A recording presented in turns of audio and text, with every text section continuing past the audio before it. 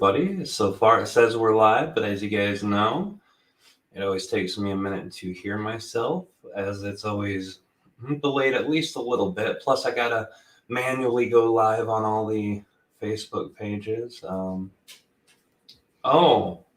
all right. I guess Facebook is not gonna let me go live on all these places. All right, guys. All right, well, you came in an awkward spot, YouTube. I was talking about something else. I'm going to try to also get some of these Facebooks going live too. I guess with Facebook, they're really specific about how quickly they let you go live, but whatever's clever with that will end up going. So we'll just hang in there with me, everybody on YouTube, and then we'll go from there, guys. I'm almost there. I'm almost there, guys. We're just going to try to see if this works here real quick.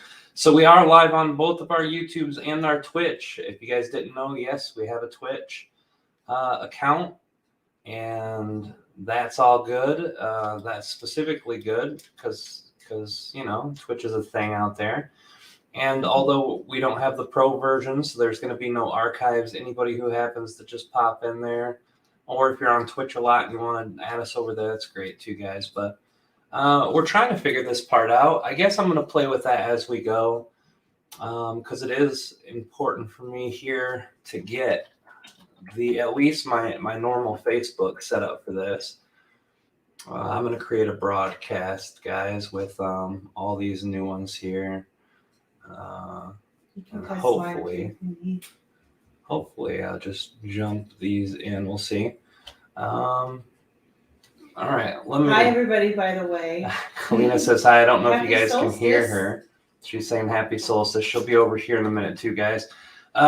This is why we're a little late. This is why things like this occur sometimes. We have the kids and we have technology, and we have a lot of other stuff. Just went to sleep a few minutes ago. Yeah, literally. And then Jeremy fell asleep a few minutes before that. Yep. So they had a late night tonight for them. Yeah, for them it was a late night, but we're good, that guys. Solstice energy. We're good. I'm gonna try to get this merged in with this recording. We'll see how that goes. I don't know if it'll work or not. If not, I'll just keep trying to edit at the main screen. Did you send me an invite too? No, but I will, Mom. I will. I'll do that too. Okay. Not a big deal. But I want to make sure we don't get kicked off of this one either. All right, to make sure that one's working.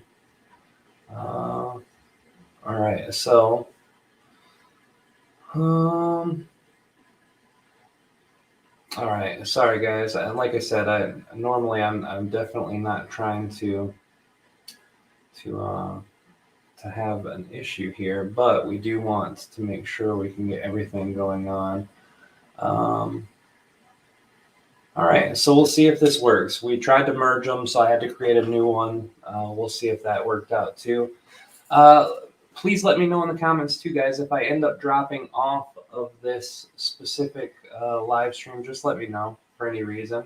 It says I'm still live, so that's a good thing. All right, how are you guys doing? How is everybody doing out there? How are things going? How are people feeling and doing and all of those exciting things that are happening, guys? How are you guys doing? It's really been a nice year. A little crazy, but amazing. Man, we've got people from everywhere. We've got people saying hello from a little bit of everywhere. Right now, all of our YouTube people are here. All right, beautiful, guys. So we're going to check, make sure this other one's running all right, and see if that works out.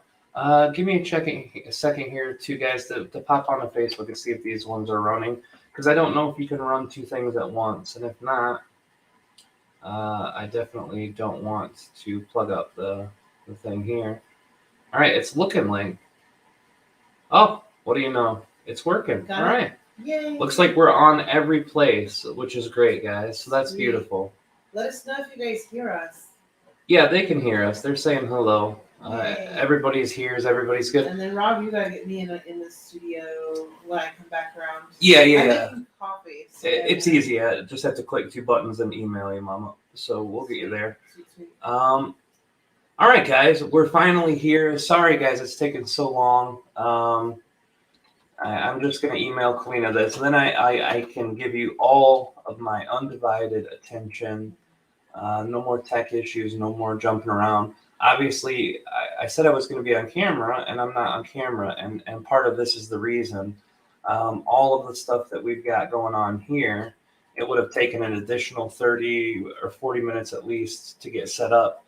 We tried getting set up earlier today in the back room where all of our equipment is and where the cameras are, the lighting and all that stuff, and it wasn't working back there. So we figured it's probably better just to go ahead and do this. And the email I sent it to you, Mom, because it's an automated thing. It's from my my live email, so you might have to check your spam folder because I don't know if I've ever sent you anything from that email before. I think I have. Either way, I'm gonna take a breath, guys. Man, it's been a little stressful trying to get here on time, even though it's been. For the 2021. Yeah, it fits right into what we're doing, guys. So hello and welcome, guys. I'm gonna try. Unfortunately, I've got 2 different windows for everybody, so I'm gonna try to keep an eye on all the Facebook stuff. But I think most people are here on YouTube anyway. So here's what we're doing today, guys. First of all, welcome everyone to the Solstice Open Forum, the first open forum that we have had in a long time. We used to do the open forums all the time when we were Treb channeling, and then when we went to ET Whisperer, we did them for the first 2 or 3, maybe even 4 years. And after that, 2015 was a big turning point for myself, Kalina, for the ET Whisperer work, and part of that is because it was a personal issue too. All right. So everyone says they can hear me perfectly. Good. Yeah. All right. I just want, because I seen someone said sound, and then I read. Sorry, I'm gonna try not to distract myself. It's not that. So anyway, so we were Treb channeling, and then we changed to ET Whisper, and then the open forums died out. Part of that reason was because of my own personal experience with the loss of my father. We had just come back off of an extremely amazing high, the very first channel panel that we ever did live. Me and Kalina put it together. We had a venue in Los Angeles, the Holiday Inn. LAX was our venue. We rented it out. We created a stage. Kalina created this beautiful stage with lights. We had volunteers, and it was just an amazing thing. It's on YouTube for free. Most of you guys, I'm sure, have seen it. We had a bunch of channelers on a 2-day event, and we had camera crews there and live stream crews, and it was just the most amazing thing that Kalina and I had ever done together. Through being a father to my son and to learn how to channel, those were really the only 2 things in my life that I compared to the feeling I had at that moment. The connection of energy for that moment was so amazing. The woman that I love the most in the world and myself just created this beautiful thing that was so powerful and so beautiful. And it was life-changing. People were coming to us, crying on our shoulders, holding us, for half hours and just telling us how much this energy of all these amazing channelers, their guides, all these entities and consciousnesses in one place, just shifting everything in their experience. Their whole perspective changed, and our perspective changed. And the channelers who were there became dear friends of ours and became close to us and got to know us. And all of us had never been in one place with so many different beings channeling and bringing this amazing consciousness together and just doing this thing that had never been done before. And it was just phenomenal. And we got on the airplane and we went home and we were on cloud nine. We were in heaven. It was the greatest thing. You know, our chest was puffed out because we're like, man, we just did this amazing. We created this, you know. And then the day after we get home, my father goes back in the hospital. And mind you, he had gone to the hospital the day before we left, but it was a leg infection. He had one a few months before that. No big deal. You go to the hospital for a few days, you come out, no problem. So this time it was different. The doctor said, your kidneys are almost failing. Why haven't you been coming to us? You know, Don, that was my dad's name. What the hell were you thinking? You got to go on dialysis, Don. If not, you're not going to survive another month. And then shit got real, you know, like real. At this point, like my dad was already sick. He had been sick for a couple of years. So it was pretty obvious that he was getting worse.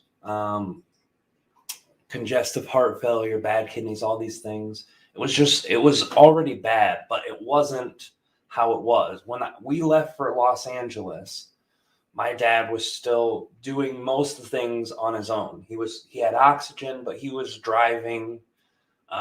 He was able to do things. So it wasn't this really, you know, it wasn't much different or much worse. But when we got back, he could barely walk.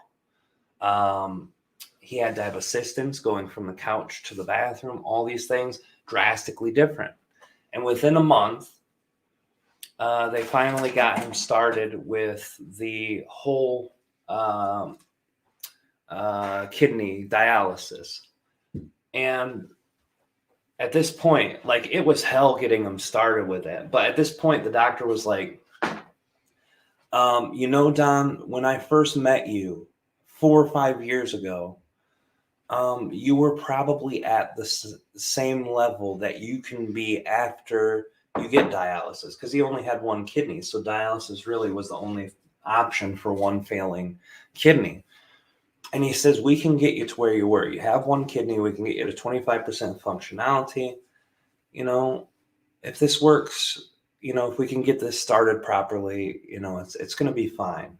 You know, you'll be better.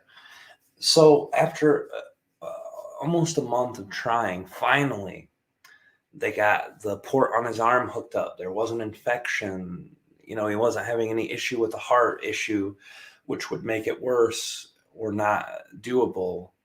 And finally, he went in for a second or third treatment ever. I think it was his third or fourth, actually.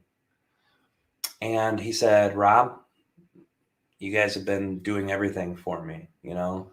I was the only one strong enough to lift him. He said, go home and do your work. You're getting behind with people that you're channeling for. You know, you and Kalina have got so much stuff to catch up on from being gone for all this time and helping us. Just go home, do your work, come back. I'll be here, you know, 3 hours, come pick me up. No problem. Are you sure, Dad? Yeah, no problem. I said, all right. It was kind of relief, you know. It's like, all right, well, he looks like he's doing better, you know. And at that time, I get a phone call about an hour into the dialysis treatment. We just got home. We had a new puppy. We had just gotten after we got back, Thuban. And at that time, it was the dialysis place, and they said, you've got to go to the Three Rivers Emergency Room Hospital. We have an ambulance taking your father there. They were going to fly him to Kalamazoo. His heart stopped beating for almost 10 minutes. And I was like, what in the hell is going on here?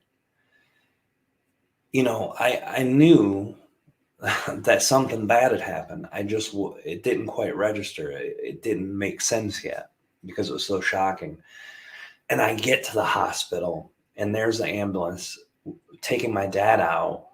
while there's two people doing CPR on him, like chest compressions and breathing the bag in his mouth. And I was like, oh my God, this is real serious, real bad. They said, do we keep working on him or not? And I said, yeah, of course you keep fucking working on him. Do it, guys. Make sure, you don't stop. He'll die. And so they kept working on him, and then they shipped him over to Kalamazoo. And when he got there, they finally had put him on a ventilator, and they basically said, the loss of oxygen was devastating to his brain. He lost all the blood vessels in his brain. All of them popped, ruptured, and, not a good thing.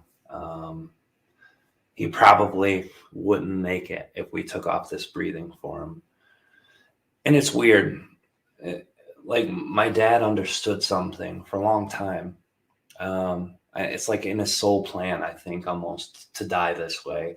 Because as a child, he always said, I would never want to be on life support. If they ever hook me up to a machine, you guys do not let me stay on a machine and live like that. And it's like he said it all the time. I mean, I didn't just hear this once or twice as a child.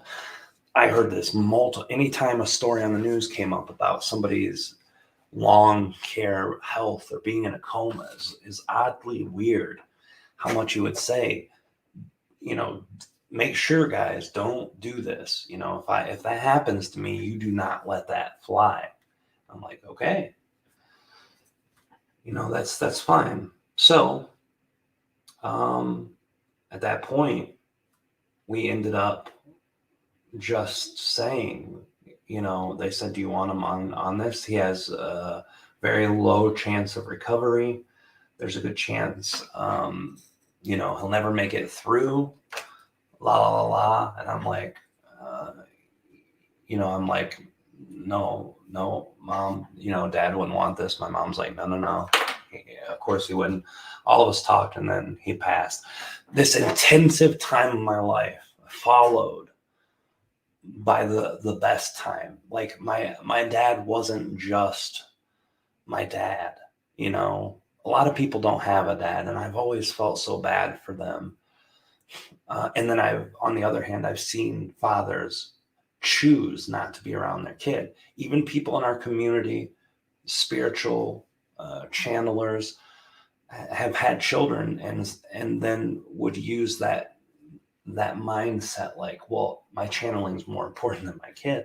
I'm like, who could think like that? Who could think that what they have is more than what they have here? So I try not to always go into how great my dad was, because I know that's very painful for others, but he was an amazing man. He was my best friend. He was my teacher. He was this human being who taught us all how to love more. As stern as my dad was, a stranger would walk up to my dad and be petrified of my dad. He was a big, imposing man. He wore a beard, like a grizzly guy up in the middle of the mountains.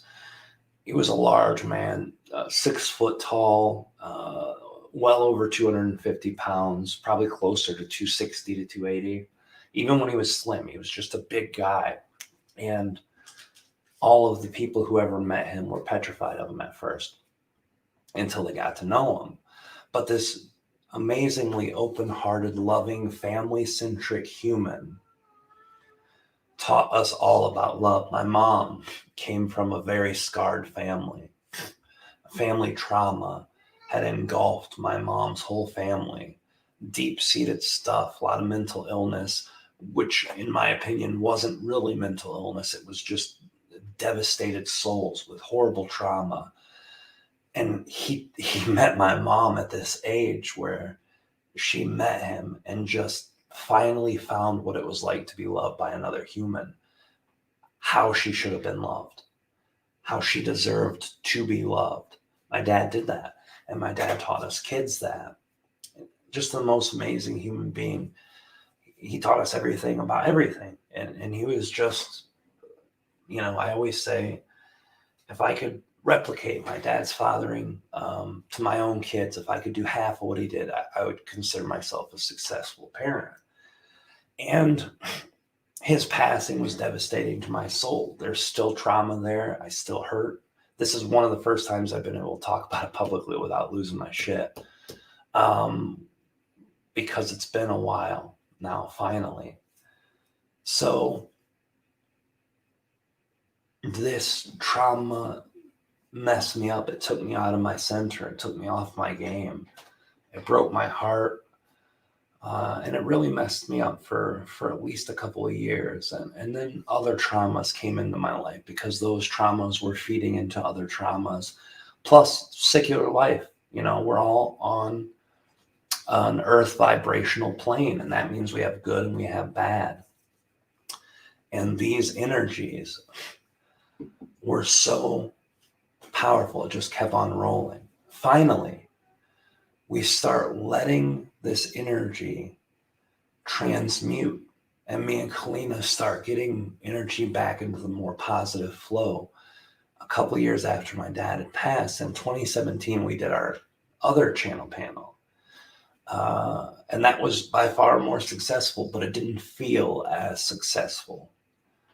As far as how many people came and how many people bought the video and how many people's lives were shifted and altered, all of it was even more successful than the first. It just didn't feel like it. So finally, 2018 comes, and I finally did enough healing to get back into that energy. And as soon as Kalina and I went to our Asheville event, we were feeling so good and having such a great time. Our bodies were physically healing from the weight we had gained. We were on our diet. We were losing weight. We had energy. And then the baby came. And the baby's a whole nother portal, whole nother energy. And I've shared a lot about what Kalina had gone through with her pregnancy, the traumas that our baby had gone through from birth until now. She had surgery even earlier this year. So these hardships have come and they've gone, but the energy is always transmuted. And this leads us into what we're talking about tonight. 2021 is an end of a cycle. It's not the end of hardships. It's not the end of life as we deal with life. It's not the end of life being tough on Earth at certain times with certain subjects, depending on all of our own personal journey, what we need to learn in our experience, and all of these things. What it is doing is bringing in a new cycle with new types of energy that we can manifest. So let's go back a little bit. Let's step back a few feet and let's talk about the cycle. What Treb and Aridif, Treb, because Aridif didn't come till much later. What did Treb have to say when he first got here? And we're going to get into this here in a second, guys. I'm going to mute down for 1 second just to adjust something, and then we'll be right back.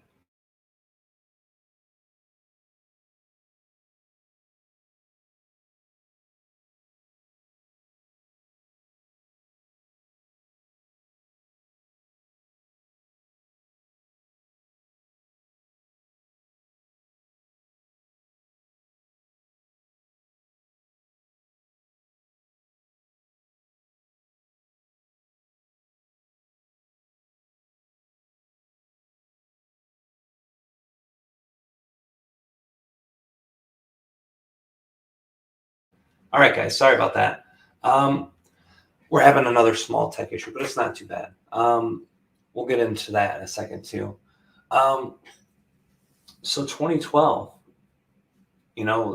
I came to meet Treb around 2008 and got to know him for a couple of years. And as I'm connecting with him and learning, a lot of things in our community had come to the surface about 2012. And I guess this has been in the ether for a while. I personally knew nothing about 2012 besides, the Mayans and all of the types of energy around that. And then I asked Treb, what's going on with 2012? And this is before I started channeling him, or right around the same time I started to channel Treb, but after I met him. And I'm like, what's going on with this 2012? And he explained a lot of things, but it didn't have a reference for it, didn't have verbiage for it or words for it. So he described it as a transmutation of energy, a dimensional shift, a shift of consciousness, all these wonderful things. But once I finally started getting some of this language from seeing other channelers or being exposed to other words, then he had a vocabulary to share this with me. So around early 2010, probably right before I started channeling publicly, I asked him, explain to me again what's going to happen on 2012. I said, I just saw this article. It's talking about ships landing and these ETs called the Galactic Federation of Light are going to come down and start living here. I said, this sounds crazy. It doesn't sound like anything we've talked about. And he said, all right, let's talk about it. He described a cycle of energy. And this is, going back to the earliest videos that I did about densities, dimensions. I think our masterclass is already 8 years old at this point, maybe longer. But we talked about it on this, myself, Treb, and maybe even Aridif. This is a cycle. It's a cycle of energy. And while we're consciousness, we go through consciousness evolution, and these evolution pockets are called densities. And what a density is a place in that soul's journey evolution, not a personal evolution, not just one lifetime, but a whole soul of consciousness, the entity that we are and the oversoul that we're connected to. All of this part goes through conscious evolution together. Granted, planetary consciousnesses, solar system collective consciousnesses, even galactic consciousnesses, they all have their own evolution. But physically, as a physical being on Earth, the soul that I am in, the being called Rob, or the entity called Rob, is going to go through a shift that happens with the whole planet at once. And it's not just the planet, it's the whole solar system, but Earth is the one we're focused on, we're shift on. So in the year 2012, this will be a precipice of an energy cycle. And this cycle has 9 years before 2012, 9 years after 2012. And what happens is this energy comes into our solar system and reaches its most dense and maximus power right on or about, for us, December 21st of 2012. And we notate that specific timeline or that specific date because it's a solstice and because it's close enough to the precipice where it's an energy we can understand and connect with. So that's going to be when the energy is at its most, and then it's going to be gone 9 years after. And I'm like, wow, this sounds really exciting. And give me a second too, guys. I'm going to move this microphone. Kalina finally got her thing working, so she's going to join us. I said you bring me to the studio so I can also throw up questions. Oh, sure. Yeah, I'll get you there, Mom, before we get to channeling. Okay. So let me move the mic. Sorry, guys. We've just accustomed to working as parents at home. I know not everybody's used to it yet, but yeah, that's how we're operating for now. I'm going to turn this fan too, Mom. I'm hot. And hopefully that volume will stay down. I am a fairly new iPad user, guys. I'm still trying to figure it out. Here you go, sweetie. That water was... Appreciate it. So 2012 being at that cycle basically means that at that point, everyone will have already shifted into the next cycle of their evolution. And we're talking about 2012. When the energy is at its maximum, the 9 years before, you're building up to that. And the 9 years after, it's shifting downwards so that you can fully set into that energy. And then I was like, wow, that's got to be really intense. What kind of evolution is this going to bring us? And he said, the side effects of that evolution is for you to be the next dimensional beings that you're going to be. Telepathy, psychic ability, easier manifestation, more connection with other consciousnesses. But the focus into physical reality that all humans are going to go through this cycle, both 9 years leading in and 9 years leading out, that energy is going to be moving from the mastery of looking at yourself, understanding yourself, and starting to go into the mastery of connecting and knowing that connection. And basically, when you look at your chakras and you look at your densities, they're also very close to one another with evolution. The third density is mastery of the sense of self in linear time, moving away from this energy of instinct, like an animal instinct, where you just experience in that moment and you store the memory in your body instead of in your mind. That's a very second density. So third density is the more human energy, the starting to understand that there's a past and a future, and working your mind with that energy of linear time and knowing about yourself and what it is that you desire, what it is you want, how it is you perceive the world. The ego consciousness starts becoming more active in the emotional aspects of the human. And that is the third density. And we're shifting out of that. We're going to have to work on the mastery of that, knowing yourself, working with linear time, trying to be more natural in our appliance of that natural time versus the man-made time. And we're also going to have to learn how to connect with each other and ourselves. And that's going to be the new journey. That's what we're moving into, and what we're moving out of is all of the other stuff, the very human stuff.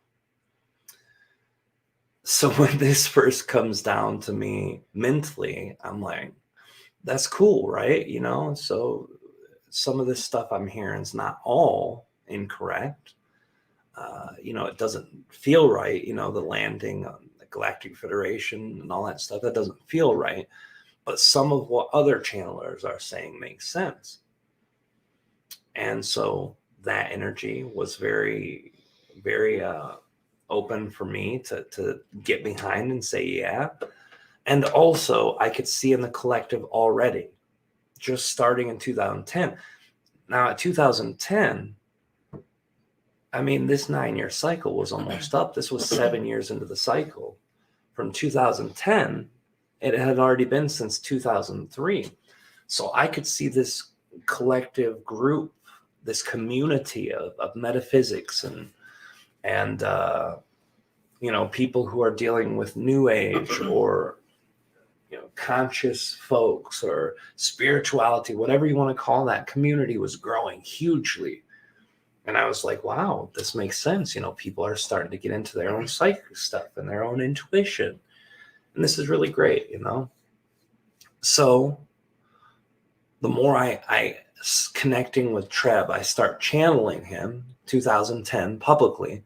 These are some of the first topics we want to talk about, right? This is a new age. This is really great stuff.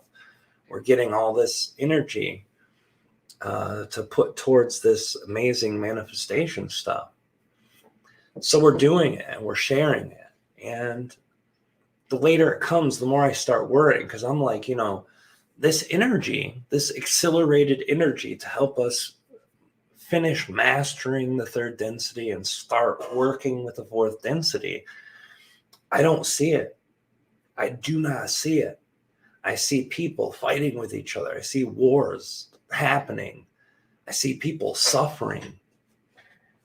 I don't think we're going to make it, Treb. And he's like, of course you're going to make it. Everyone makes it. Mm. And then people talk about the law of one. And, what about harvesting? Only certain good souls will get harvested. And everyone who wasn't service to others, they're going to get sent back and do their whole thing again. And I said, what's up with that, Treb? No, don't. Everybody makes it. It's not a singular person process of elimination. It's a singular process for everyone, but everyone comes together. Everyone gets to make it together. It's just the personal individual will have to go through their own part of that perspective at their own pace. And it could be a lifetime. It could be 5 lifetimes. It could be 1,000 lifetimes, but they will get through it individually. But this is the start of that new journey. So I'm like, wow, that kind of makes sense. You know, we have to live on our own terms. We have to be ourselves. We have to do what we think is right and feel is right. When we die, we have a very individual afterlife, manifestations, connections, how we experience it. So it would make sense that this spiritual growth and this new life would also be an individual scale. So that makes sense. So I guess we don't get harvested. I guess we don't. And then that subject started to be very important around 2014 or 2015, 2016, because people started talking about, you know, harvest and the event. So we made a video. And that video said, you know what? You're an individual. Yes, some people will fly through their evolution. Some people will feel fourth density. Even way back in 2010, most people aren't. Most people are going to go through a very human experience and go through it in the way they have to. So now we're getting, you know, 2016, 2017, me and Kalina are doing our healing from the pain and suffering of what we went through with my dad. My mom died this year too. Yeah, as we've we're coming had up. so many friends who they've lost a parent this year. So I just want to send my love and condolences for all of you who, I know we say lost and we know that they're not truly lost, but you lose the format of the connection you had and the role. Like my mother is so much more than my mother now. And she was while she was here, but she's expanded so much more. And the death gives us who are still here the opportunity to expand our consciousness, gives us maybe a challenge that we can look forward to and enhancing our abilities to connect with our loved ones, because the last couple of years, especially, there have been a lot of people who have on a soul level decided to leave. And I believe there's going to be more coming and re-entering. So I just thought I would add my 2 cents. I also wanted to say something, unless you were you? I don't think you were finished with your thought. I wasn't, but that's fine. No. If you have something to share, Mom, go ahead. I've got a very long thing ahead of me. Yeah, so we still got a ways to go. I wanted to talk about metaphorically the concept of harvesting in a different kind of way. Yeah. You want to think of it in terms of like, if you're putting a seed in the ground, you're cultivating it, you're growing it, you're giving it everything you need, and then you get a what? You harvest. So somehow it's become this like external thing, right? Where people are getting harvested souls, right? But I think it's more about, if you think about, have you cultivated the seeds within yourself? Have you given your spirit the water, the sunlight, the love, and the nourishment you need to cultivate yourself? Does that make sense? So, and I think that's what we're dealing with. But along with this, sometimes, you know, for instance, a farmer or a gardener, they'll do with all the best things. You still have occasionally weather that happens, a hurricane happens, a tornado comes in, a drought happens, right?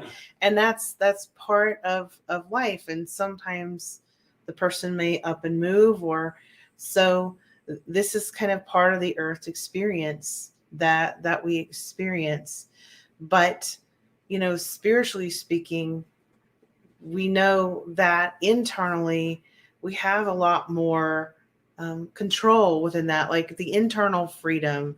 That a lot of us have had our external freedoms challenged, but you can lock a person up and they can still go within for the most part. And it can be hard, especially if, say, you're not having your physical needs met, like maybe you're not having enough water or enough food, but you can still learn to focus internally and plant and water and give the sunlight and all of the good, and use the bad weathers of life as lessons on how can I find a way to have a harvest even through the difficulties. Where do I need to move within myself where the climate's more appropriate? And of course, climate's always changing. So I just wanted to kind of use that. I when I hear things, I also try to think of it in a spiritual metaphor. Like, what does this mean from an internal spiritual, in an internal spiritual sense? So I just thought I'd add that. Yeah, absolutely. And I appreciate that too, Mama. And all of these things are beautiful too. And they'll tie definitely into as we're going through. So I'll continue, guys, here on this little timeline. So we're at about 2015 or 2016. People are like, holy shit, 2012 is done. Things feel intense. Yes, we felt a shift. We felt something happen where things are better with our knowledge and our thirst for knowledge. But they're not showing up in the world, and they're freaking out, and they're listening to things that could be, really, really rough for their own minds and their consciousness. Like hearing the Wall of One and hearing those harvest things and then freaking out, oh my God, I'm going to leave behind my family because my family just doesn't believe in the spirituality. They still have Christianity, or they still have, Muslims are still Jewish, and all of these different things. And I always tried to tell them, this is something that they've got to do, but they're not getting left behind. You don't leave behind. Yes, you can project yourself in these versions of reality where you have different versions of everybody, and you can go into timelines where your family starts feeling that way. But even these things can be extremely difficult. Most of us can't reconcile the difference of our loved ones with a version of them that's so different from the ones that we love. It would almost be like loving a stranger for a lot of us. And I think that was a fear, the concern of having that person shift so far out of who they are in order to be the one that we wanted. And then the question is it ethical to want a different version? I love this person because they are them. Do I really want to shift the timeline and make a whole different version? This part is creation versus co-creation. It's very heated debates on Facebook as I've been sharing it lately, mentioning something without mentioning that we're going through in our personal lives, where someone I love is going through something that I don't like at all, and I am not happy about. And it's not their choice, and it's not my choice. And despite my choice or their choice, that choice is taken out of our hands, and it infuriates me. And I'm so pissed about it. And as I share these things, these people don't know what the specifics are, but they're arguing a lot of these spiritual points out. You can shift timelines. You could do this. You can think happier thoughts. And I'm like, no, no, because no matter, timeline thing, it would take so much energy for a human to do that at the level of evolution we're at. It would be hard, but not always. Yes, because in this specific circumstance, we already did that. We had a timeline where the counter person, who is kind of a pushing force against us, actually had alignment with us. And we were doing that for a long time. There's a situation with a person that would change this person completely from how this person's known. That's right, how I'll put it. Right. And that's too far into that, I think. And the theme is we're all going through something, and that takes us up to where we are now. This energy where we know a shift happened, we felt the shift, and then we're like, well, in 2 years, this is going to be done. 2021, this is all done. Why is this happening now? 2019 took us into the craziest year that most of us have ever seen in our lives. I know I'm 42, almost 42. I'll be 42 in a couple weeks in January.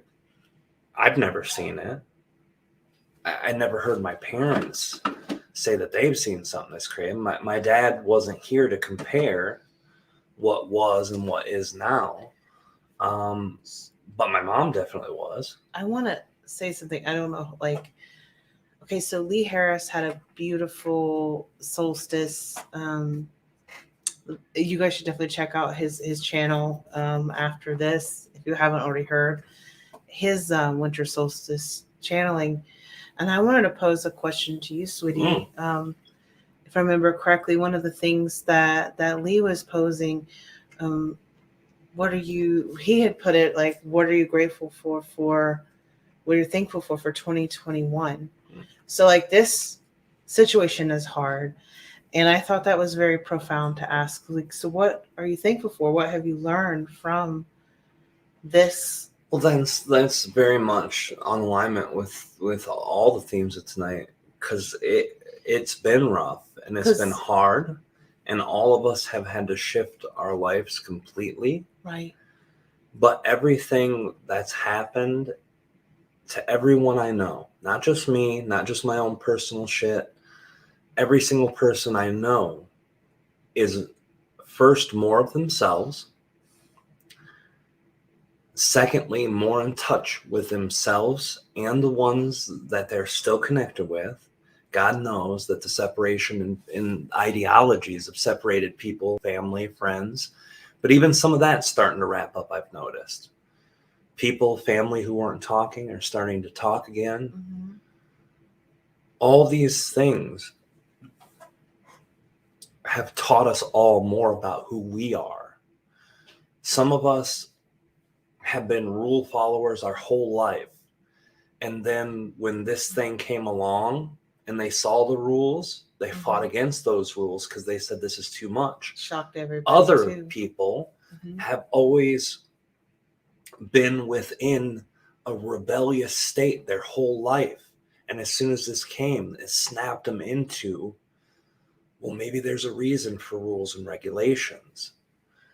Regardless, some people it's made just more of themselves, but other people have found new parts of themselves. Regardless of which version of that you are, this is what this year was supposed to do. It was supposed to take all of the understanding about you in yourself, about you and your connections, where you're starting, relationships, the heart, which is the journey we're now starting, the time, how we experience time. How many people have just up and walked away from their jobs because they're tired of giving away 10 hours a day? Or just didn't go back. Or never went back. Found a way to make a living, or a lot of people downsized. Yeah. Which really, truly, they upsized if you look at it from a spiritual perspective. Hugely. And that's what I'm getting at. This cycle, this whole thing is meant to come back to this point where, regardless of the pain we've gone through, the suffering we've gone through, the losses we've gone through, the frustration with other people that we've gone through, we know where we stand with ourselves more than we ever did. We have mastered that. Now, the challenge of the new fourth density begins. We are on Earth. We are humans. We're in a place with adversity, and we're in a place with high bandwidths of multiple different types of energies, a spectrum of diversity and polarity. And now we've mastered ourselves. We mastered who we are. And now we have to start mastering our connection with others. And what a better way to start that journey than splitting the collective in half with all of the issues that have been rough and saying, now you've got to figure out how to work together. I mean, Jesus. That's powerful. It's an extremely powerful way to start. That's where we're at now. That's what you're looking at. Some of us have already started doing that. Some of us have already started getting our ducks in a row with people who see differently than us. Some people never got angry at people who saw it a different way. I know I've tried my best. No matter what my personal opinion was about anything, I've always tried to respect the perspectives of others. But that's my thing. That's kind of something I try to do anyway. And all these people who disagreed with us were trying to learn how to get along again. And that's where we're at. That's the third density and fourth density journey. That's the splitting. Do you think some of the energy, some of the pain might come from the expectation of others to kind of try to get along, or to try to understand where the other person or group might be coming from? I think that's where a lot of the pain comes in, is, it's kind of like, you guys, how many of you guys have experienced where you open a door for somebody and they don't even acknowledge you, they just walk right through, and that used to piss me off when I was younger. It's like they walked in with this air like, yeah, you better open that door and I'm not even gonna look at you. And then it occurred to me one day, my guides were like, why do you have the expectation that they should nod to you and be polite just because you want to be nice and open a door? You're asking energetically for something in return. I was like, oh, yeah, wow. Well, okay. Well, I guess the arrogance was just staring me back in the face. And it's not that I didn't have the genuine desire to open the door for someone, nor am I calling you arrogant, sweetie. He's had some crazy stuff he's had to deal with this week. Oh no. But no, I've been arrogant many times. My head isn't this big for no reason, right, guys? We thought it was the Polish genes, no, right? That's just a small part of the issue. And sorry, guys, for the bots. I've noticed a bunch of bots coming in, spamming our live stream, but I've been killing them off the. I wonder where they're coming ability. from. It's anytime people congregate now. They've got bots that search out for live streams larger than 20 at a time, and they just start spamming. If you guys notice it, flag it to us, and we'll shut it down. Thank you, guys.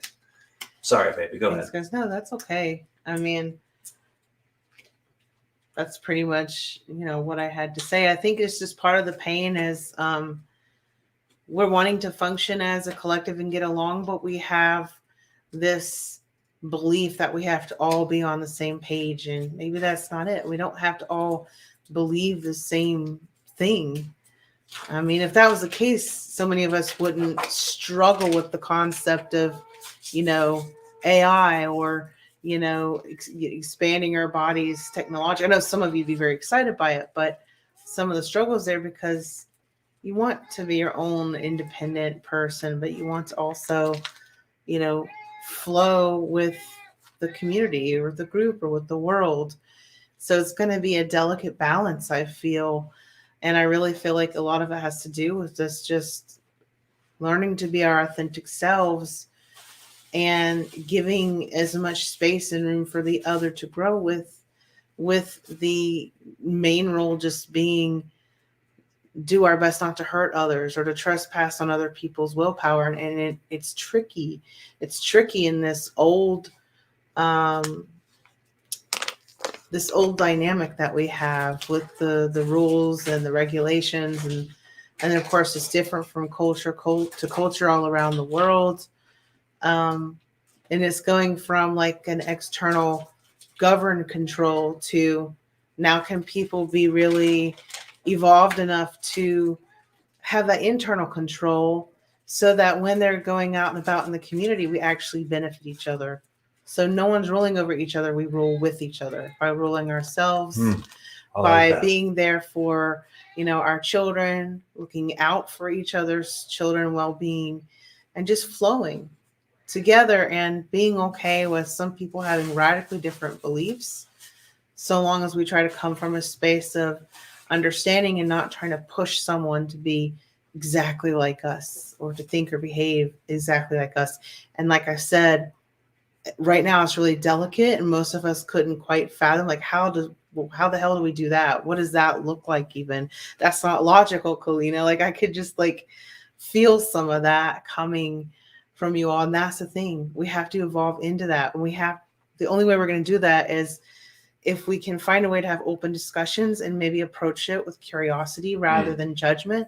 And that's hard, especially when it hits like your raw points. Like, there are people who they don't intend to come with, to us sometimes, with insensitivity, but like, for instance, with Rob's son and his disabilities, kind of like with great intentions will bring up suggestions and advice, even advice that would actually kill him. So I mean, that's just one example. And so we have to try to come from a place of realizing they're trying to help. And sometimes it can come across as judgmental when you get people who are saying like, well, you just need to manifest a new version of reality of Jeremy, you know what I mean? And that's like, but we also, for ourselves, we want to honor his journey as a soul. To us, he chose this, and we want to do our best to support him. And I don't know what's going to happen. I don't know, Elon Musk is going to like contact us someday, go, hey, you want him to walk? You want him to talk? I got it. And like, do we trust that? There's so many things that we couldn't fathom, especially now that we're in this new 5D reality, that could happen and change everything. That's just one example. I'm not saying that that's what's going to happen with him. I'm just saying we don't know what kind of surprises life has in store for us. And I think the last 2 years have really shown us that. Just surprise. It taught you everything that you thought you understood and knew about life was conditional.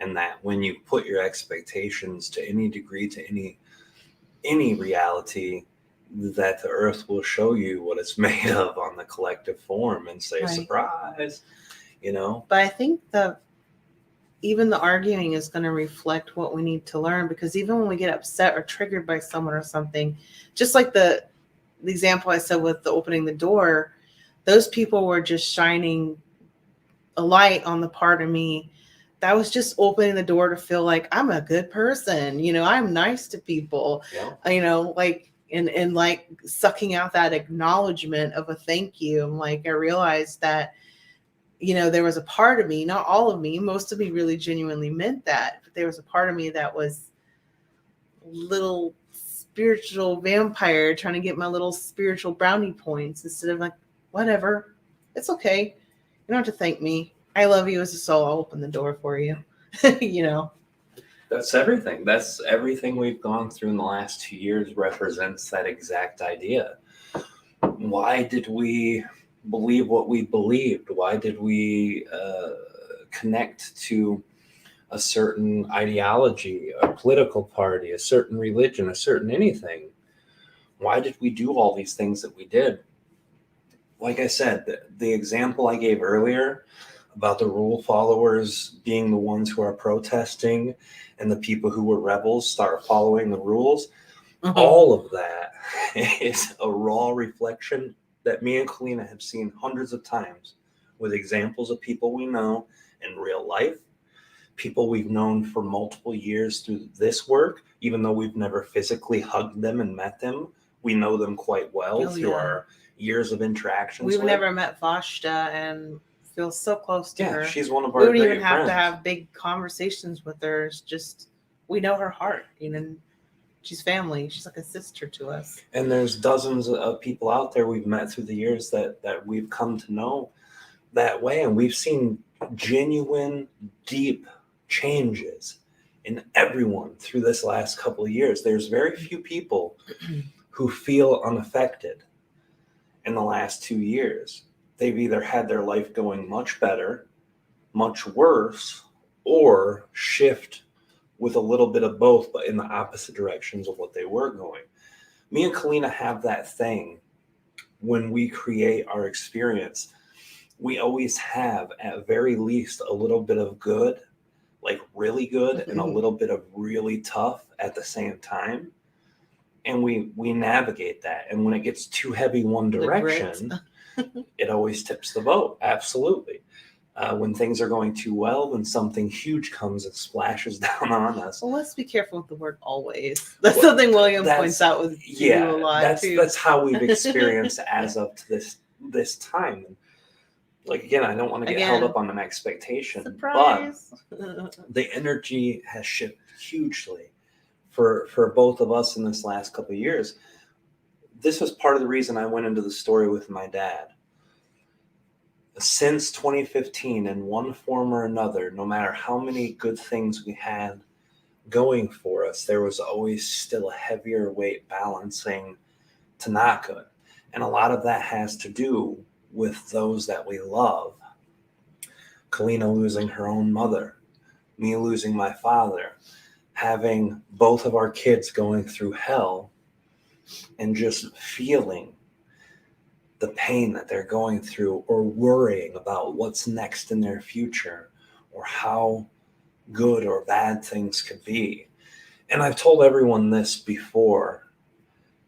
My children are the greatest part of my spiritual journey because they teach me more about my capacity to love than anything in the world can. As much as I love Kalina, as much as I love my parents, my siblings, my friends, my kids, I would just die for instantly. Oh, you have a headache? Well, I'll give you my life, to prevent your headache. That stupid, imbalanced, highly selfless form of love that I feel for my kids. And it's my greatest spiritual tool. And it's also the thing that shatters my earth the most. Because the moment I see their pain, it takes me out of who I am. I am not the guy that worries about everything. I'm not the guy who is sour through life. I'm not the guy who just hates people or things or ideas. I'm the guy who's accepting. I'm the guy who wants to do things freely. I'm the guy who wants to find the best in everyone. And when something goes wrong with one of them, I can switch any or all of those things all at once. And it's horrible that can do that to a person, but there's no balance in myself that I found for it. And I think this is part of our mastery of third density and our beginning in fourth. I can't balance that in myself. I know I can't. I will not try to balance it. Try to balance what? The imbalance I have with how much I love my children. That love is... What makes you think it's an imbalance, though? It's an imbalance because I can lose myself. In my love for them, I can lose who I am. And I know that. But that's what all of us are getting ready to start learning. This is the time in our lives, in fourth density, where we're getting done with the learning about ourselves. We already, through this last 2 years especially, all of us know how we feel about ourselves. All of us understand our strengths and weaknesses, our desires to do better, the way we really think and feel about a lot of things in life, more now than ever. That part, I feel, is mastered. And of course, we'll still work on aspects of that. But now it's truly time to focus on our connections. So I think there is a possibility that at some time in our evolution, that parents, lovers, family members, friends, they won't have to have that weird sense of imbalance that can come from loving someone so much that it can just fuck your whole world up when you see them in pain or suffering. I feel like there's going to be a lot more community involvement in the future. I think. Yes. I think humans are going to become community polyamorous. I think the children, although they'll have some dominant parents and parental figures, the community is gonna take care of their kids. Yeah, and the children are gonna have a lot more respect. But with that evolution, they're going to be like little adults a lot faster. It's just what I feel. Yeah, we already see it in the new generation of kids coming up, but I think you're right. It'll be even better than that. You were talking about Lee and his transmission today. Mm-hmm. Lee has been a friend of mine and Kalina's for a long time. We met him back in 2014, preparing for the channel panel, got to know him. And then since 2015 through now, we've got to know him really well. And Kalina's been getting great benefit from his work lately. I became a portal member because he's just a breath of fresh air. He really is. Yeah, out of every channeler that's out there, his channeling is the only channeling I've heard that before 2019 actually talked about this year being a huge year, an energy like for 5, 6, 7, 8 years. And I didn't know how far that went back until about 2019 when he would bring that up. Yeah, the Z's have been talking to me about 2021 for years, and we've been talking about it on our podcast. And then I go back and listen to older stuff, and oh my God, how did I not know that another channel? I felt like I was crazy. I was like, is Treb and Aridif crazy? I mean, do they think 2021 is some kind of special thing that no one else is picking up on? And then Leaf has it too, but Lee has been talking about community also. Mm-hmm. Our dear friend Reuben Langdon, the guy who does Interview with Ed, he's been talking about the importance of community.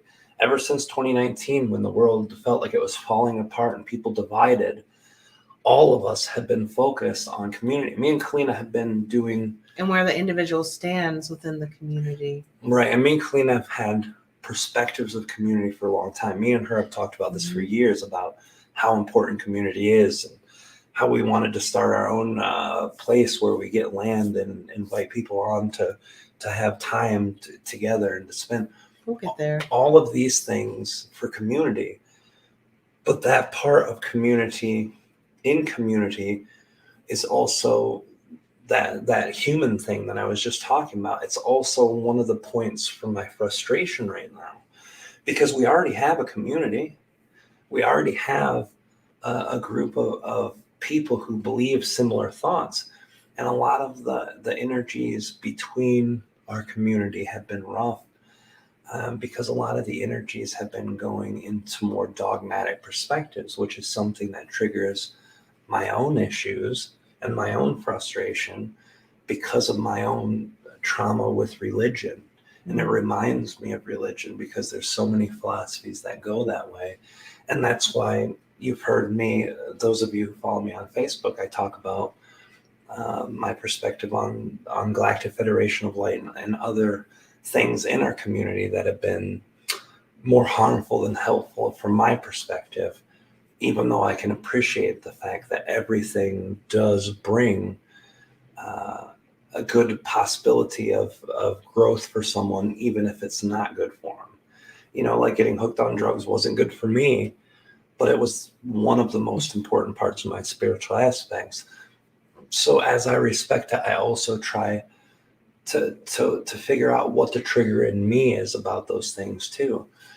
So it's all secular, guys. And this, I'm trying to make a very long story short by saying this part of our collective is doing the mastery of our work now and getting ourselves squared away.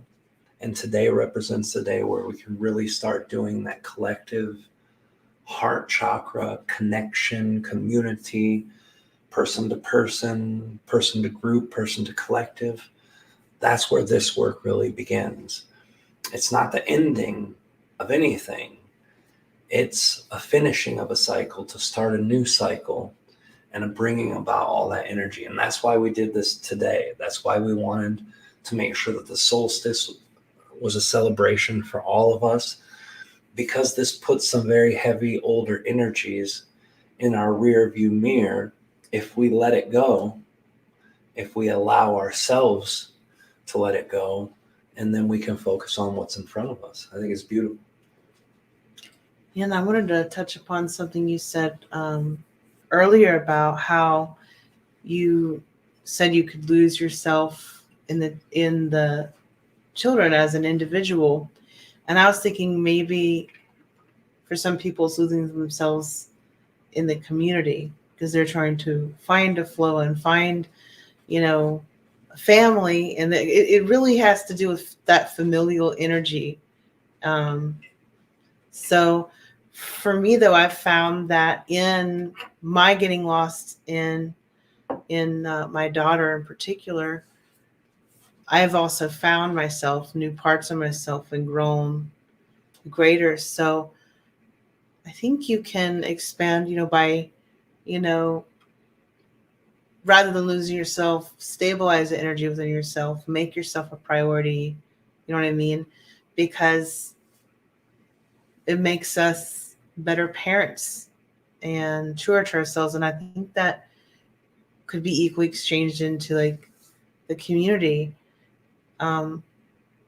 Fill your own cup up first. Once you give to yourself and nourish yourself and heal yourself, you'll be able to give so much more to the community. And it's not like you have to be 100%. Just, if you can't walk and need a wheelchair, don't be offering a wheelchair to other people that can walk, or can get along with a cane, is all I'm saying. Remember that you're part of the community. You are part of the community, and you do not owe anyone the sacrifice of your true self and your heart, especially when that's the gift that you actually have to give the community. And I don't mean to sound preachy. These are just a lot of things that I've reflected upon this year within myself and really trying to figure out that balance in between.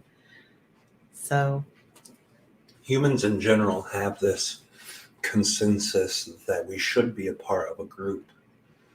It's actually written in every book about propaganda. That's kind of a tool that they use to weaponize against humans. That's why the whole energy behind politics and religion and anything that makes you a part of a group can actually keep people more divided than helpful, because you want to identify with your part of the group so badly that you do lose yourself. That, and I think we're also super attracted to drama. If we're really honest with ourselves as human beings, we like a good story. And once you finally kind of get tired of that drama and replace it with genuine excitement for what you want to do or what you want to be, finding out who you are, I think it, because I remember as a little kid, whenever I'd watch a movie, I used to think to myself, why does there always have to be a problem? And I was told because it won't be interesting. And I said, well, has anybody ever tried to write a story where you still grow, but you're not being beat to death with torture, whatever, and I mean, it's like we look for ways to, we think we're going to alleviate some sort of boredom, but do we really want to? I get that we want to feel. Some people do it just to feel something, but I might have gone a little bit off on a tangent there, but it's just funny. We should do that as an exercise. Write a story. Not that nothing happens. I'm just saying ridiculous, over the moon crap. Like, Yeah. And I'm going to put up a comment. The stimulus says, when my kid gets a headache, I say, glad you got me. I think as Lily gets a little older, it'll be easier for me. Right now, both of our kids are kind of helpless in that way. Jeremy is always that way. I don't know. I don't think they're as helpless as they seem. Yeah. But right now it feels like there's an energy behind the parenting with both of them. Like basically neither of them can survive at any level unless we do almost everything for them. Feeding, diaper changes, food. And even that'll change with Lily, though. Right, that's what I'm saying. Jeremy's been that way since birth and will always be that way. We don't know. We could be surprised with the technology going on now. Of course, anything could change. But I'm saying, until the foreseeable future, that's his pathway. That's always been. For Lily, I know that will change, and we've had to deal with all the things that I think when Lily gets older and those things do start changing, that's also going to heal some of my trauma that I have had with Jeremy too. Honestly, I didn't realize how much trauma was left with Jeremy until we had Lily, and the birth was very, very similar in the process of the long hours of birthing and all the process that happened in between, and the final result all the way up until Lily came to this side and I heard that first initial cry. That was kind of when I knew that it was over and that the outcome wasn't going to be the same. But I didn't realize how much of that I held on to. I was like, part of it's there to heal you.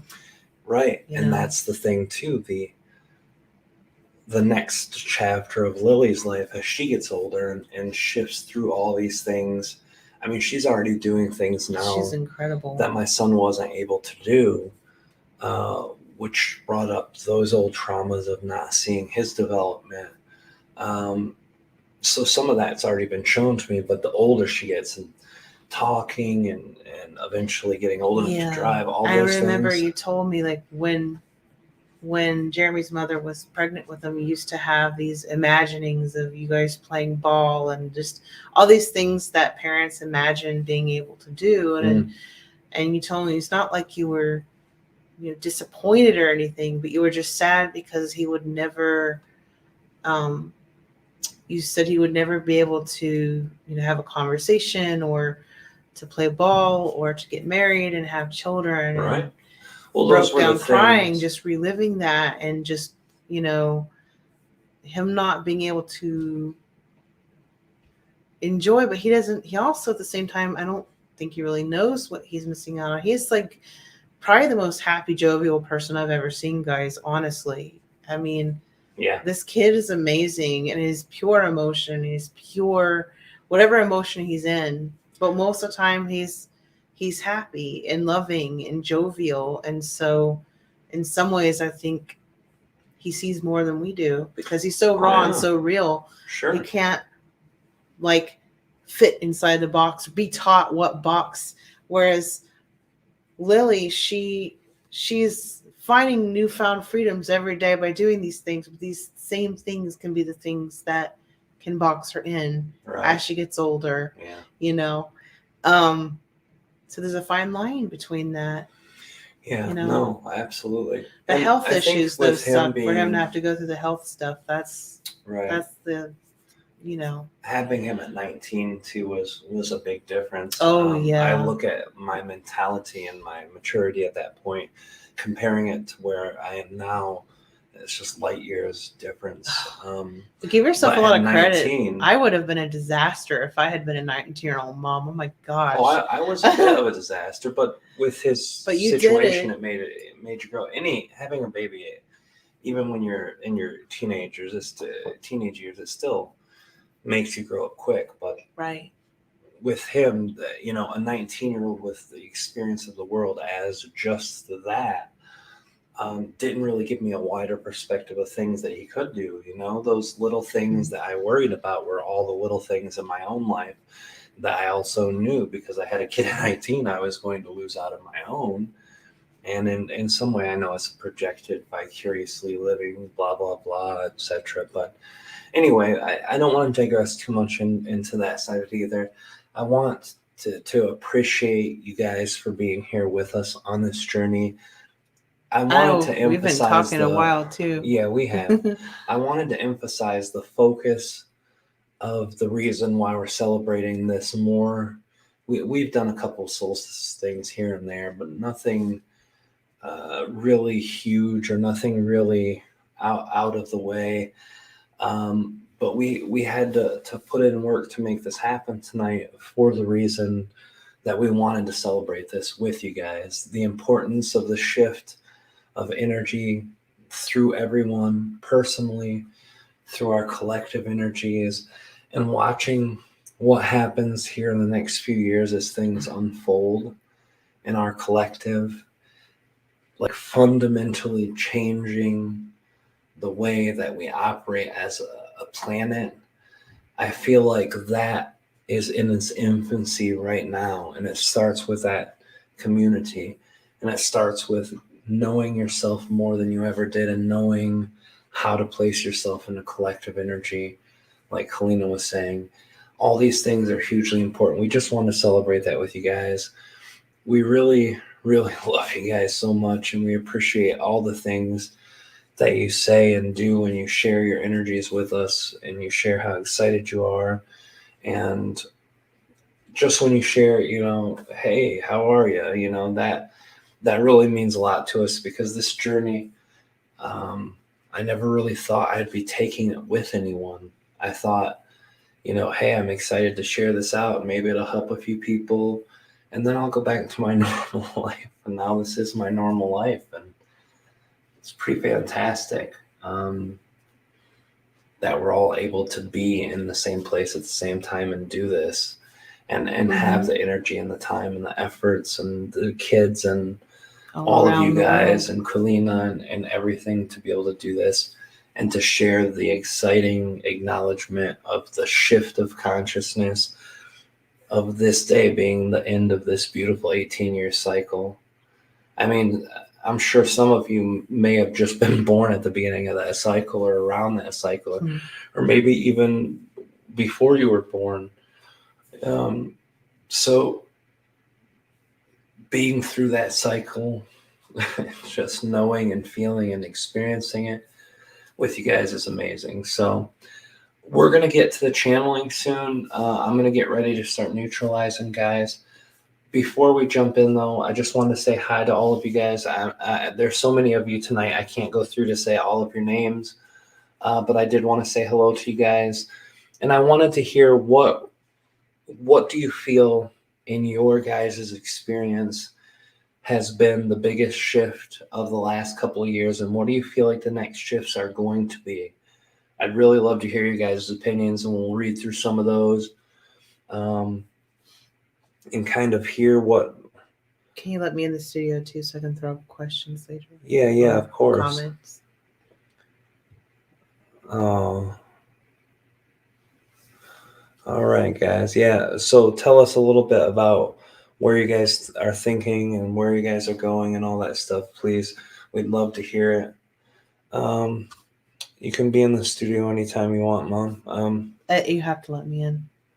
Well, you're already in, so you're on. It says I'm in the background and it's waiting for you. Right, but once you get to that page, I can let you in. And I am. I can't have multiple tabs open like you. At least not that I'm aware of on this. Okay. Well, if you go into that, I'm in there. It says you are backstage. Sure. Oh, hang on a second. I think it might have cut out. No, you're still there. Just I don't want to open up your mic yet, because if I do, then all of a sudden we'll get back feed, because we'll have two microphones within a 3-foot spot. I think I took care of it. Can we test it out real quick? It's going to blow people's eardrums out if you're wrong. I mean, that's if you want to test it. I don't know how else to do it. We don't have to. We're sitting in the same spot. I literally have it muted. Right. All right. Prepare your ears, guys, just in case. Take out your headphones. Yeah, take out your headphones and turn it down. We'll give you a 3-second countdown. 3, 2, 1. I'm so sorry. Testing. It says mic is muted. See? Yeah, that's fine. Good? I don't know. We'll find out. I gotta go live, and I gotta open up the tab and everything. Test. So I don't know. Hold on, it's gonna be a minute more. Okay.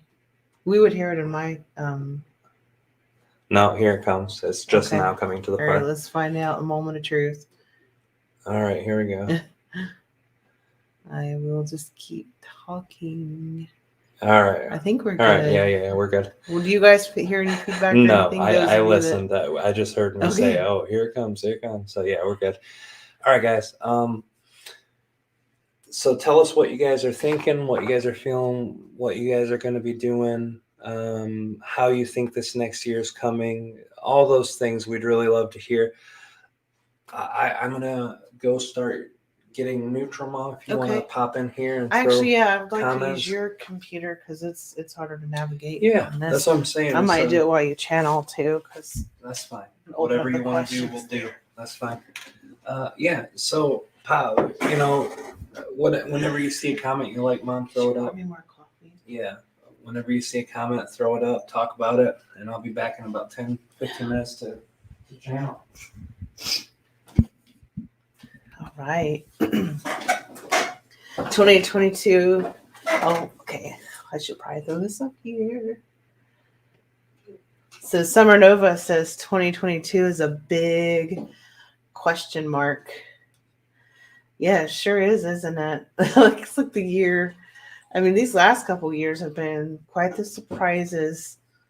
Aridif just talked about 2022. Yeah, he did. Actually, I'm thinking of cutting. Thank you, sweetheart. Thinking of cutting that out so it's easy for you guys to navigate because we recorded for 3.5 hours or something like that last time. So I thought about just cutting that out and putting this beautiful artwork that Marina Seren did. It looks like Aridif's talking. I thought that would be really fun to have that with him talking about 2022 ahead. So, but yeah, it is a big question mark. But I guess that leaves a lot for us to answer, doesn't it? You know? I think we have certainly surprised what some people would call the powers that be externally. I think we've kind of given them the surprise that they gave us, but that's my opinion on that. Let's see, Katie Tucker says, looking forward to bringing in more of my personal power in 2022. Absolutely, me too. I'm with you on that. Oh, wow, there's so many wonderful comments here. Okay, go here.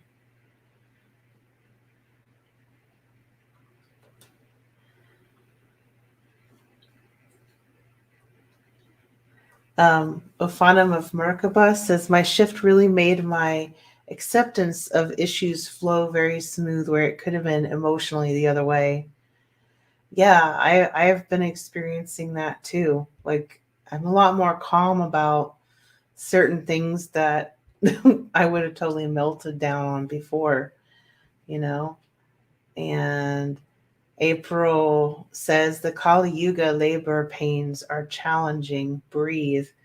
Yes, they are. I know I keep talking about Lee Harris. He's a dear friend, but for the past 5 years, he's been doing the rebirthing. This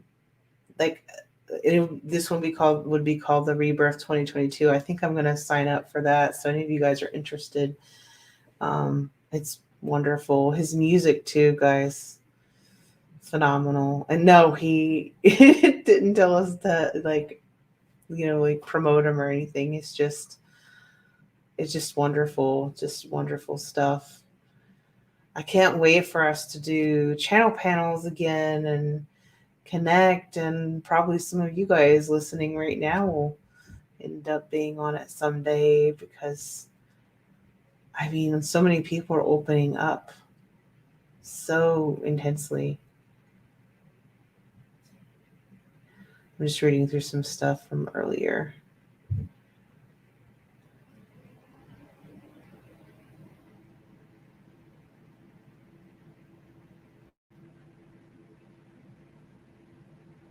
Oh, yes, Jonathan, absolutely. Treb is friendly. Ofamum of Merkaba says, as for the future, I'm all about just listening to my higher self and finding hidden doorways to unlock. Absolutely. Just so you guys know, I don't know if this is just a YouTube thing, but there's a little note that says can't post comments to some destinations. So I'm not sure what that means, but just want to let you know we're not trying to withhold anything. Sometimes it's automated. Yeah.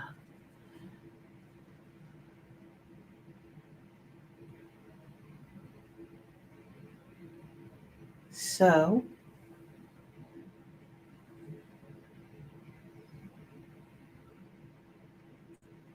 okay, so Jinger69 says, any suggestions of what to do to help me find my way? I'm meditating, but what else? So, interestingly, when you posed that question, Ophanim was talking about listening to the higher self, because ultimately, only you're going to be able to answer that question, and connecting to the greater part of yourself, your higher self, and with your guides, and even with angels, if angels jive with you, will help you. And the guidance I'm getting for you in terms of a form of meditation, and you've probably heard of a version of this before, is to sit down and write out a list of all the things that you're grateful for, even as small as things as, the smell of the beach air when you walk, or even just the smallest thing, fuzzy socks or something, even if it's really tiny. And as you begin to write about all the things that you love and appreciate, it'll start to open up doors and floods of memories, especially when you were a child. Also do a list of all the things you loved as a child, and I think it'll help you find your way internally, things that are exciting to you that lead you to nourish yourself. So writing things you're grateful for, but also the things that you like, things that you find highly approving, and then also connecting with your higher self. And by what I mean by that is having an actual dialogue, and you can even write or speak as if you're your higher self. And don't worry if it's not, like, if you feel like it's only like 20%, then you've got 20% of that information. You keep doing it, bringing it in more and more, and you'll find your way. But just remember, you want to really define also what you mean by your way. So that's what I'm picking up for you. And any of you guys that pick up on anything for our dear friend here, please feel free to comment. And then Katie Tucker says, I'm hopeful for the collective consciousness to resonate on a higher frequency.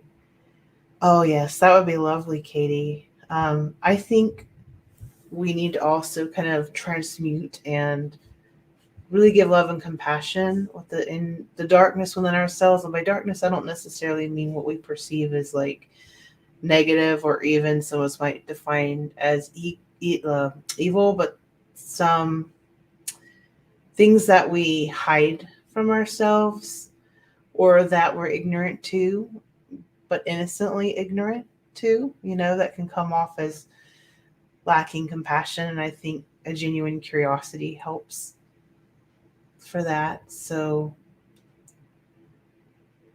but I definitely am with you on that. What do you think, Katie? What do you think what's your definition of the collective consciousness resonating on a higher frequency? What does that look like? I'm curious to see what your thoughts are on that. Oh yeah, Jonathan. I found that Gaia, sort of like Netflix, could be a resource with various video series to watch. Yes, I actually canceled Netflix and canceled Hulu, but signed up for Gaia, so I haven't gotten a chance to really watch it yet. But oh my gosh, I've heard there's some amazing stuff on it, so I'm looking forward to that. Because I just want more, higher conscious material. Oh, good morning, Marie. Happy solstice. Much love and gratitude to you too. Yep. And Aaron Sherman says, allow and trust in the now. Absolutely. What's that saying? I can't remember. It has to do with something along the lines. They call it,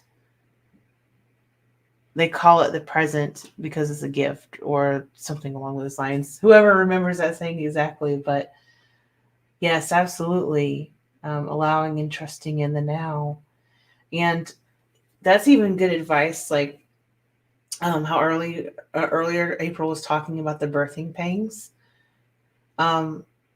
Allowing in that moment too also helps with the birthing process, which I didn't do too well at the moment when I was giving birth to Lily. And I personally regretted taking like the pain. I got so scared of the pain labor, and then the drugs caused me not to really be able to feel enough to. I mean, I felt the pain. Don't get me wrong, but it was like my muscles. I couldn't quite navigate to push. And so if I just allowed and trusted to use that pain and accept it to navigate, I really do feel in my heart it would have been a much faster, easier birth. And so I kind of look at that as, a metaphor for allowing and trusting in the now, whether you're laughing in that moment or you're crying in that moment.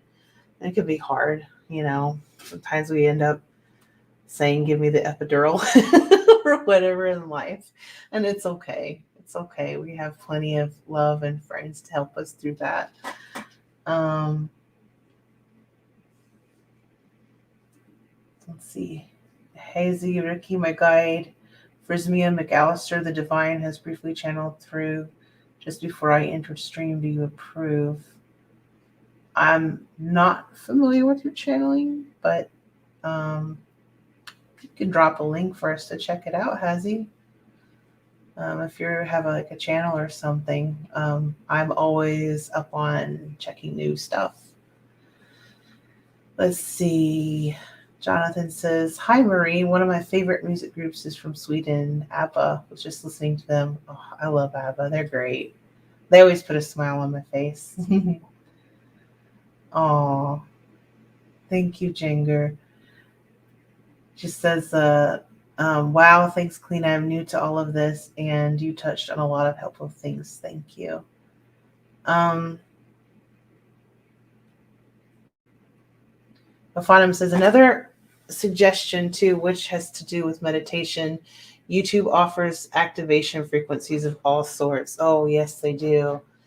Like I know, like there's I know a lot of people who use binaural beats. You guys might think this is a little cheesy, but one of the things I like to use, and it's the one and only public list I have on a playlist on YouTube, and it's like basically I call it relaxing nature sounds. And some of it's natural stuff, but others are like actually people create, their own version of artwork, moving artwork, and they put natural, like the nature sounds to it.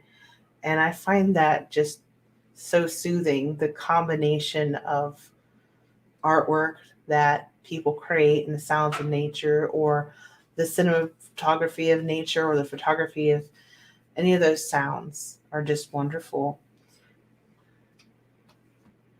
Go through a few. You already, sweetie? Almost. Yeah, maybe Little 3 more. to 5 minutes. But Yeah, no, I'm looking for a headband. My hair keeps. Oh, I found this one. It's just a we cord bought wire some deal. earlier. If you want to grab one, it's got a holiday theme. Sorry. No problem, baby.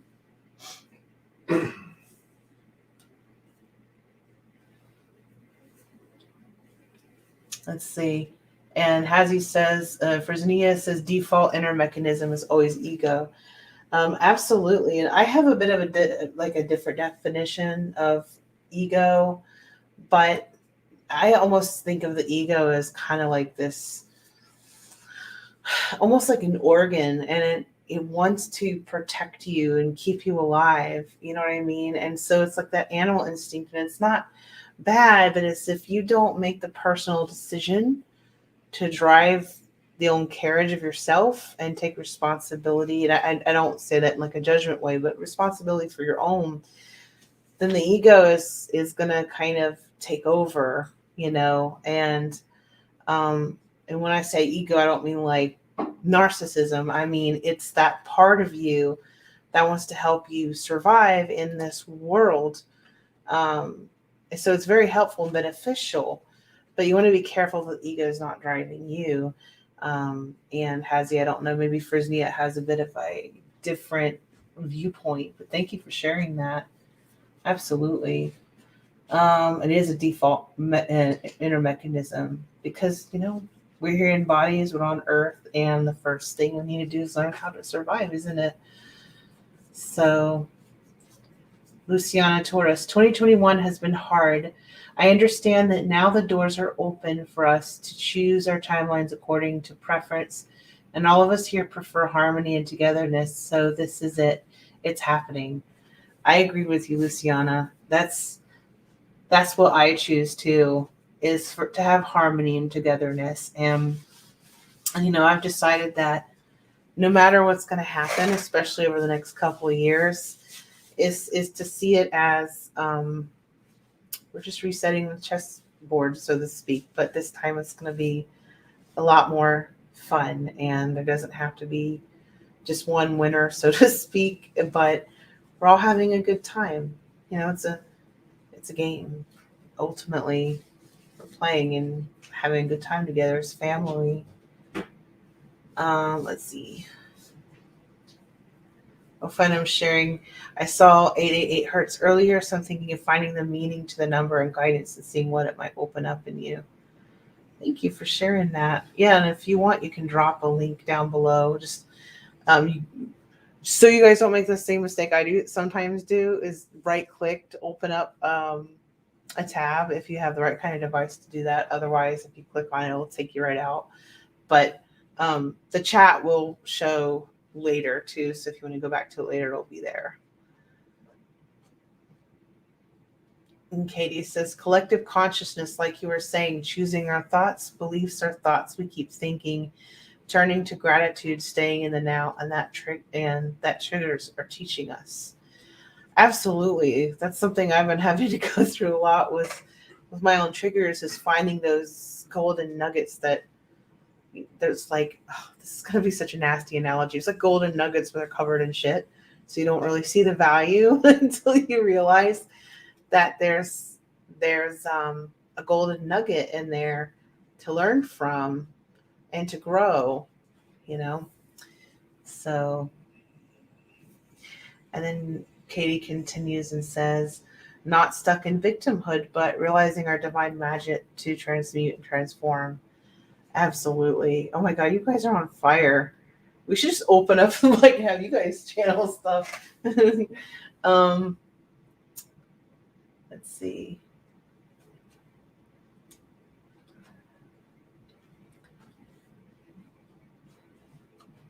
And Monique says, I am most excited for learning to communicate with new friends in the multi-dimensional realms and watching my family awaken to these relations.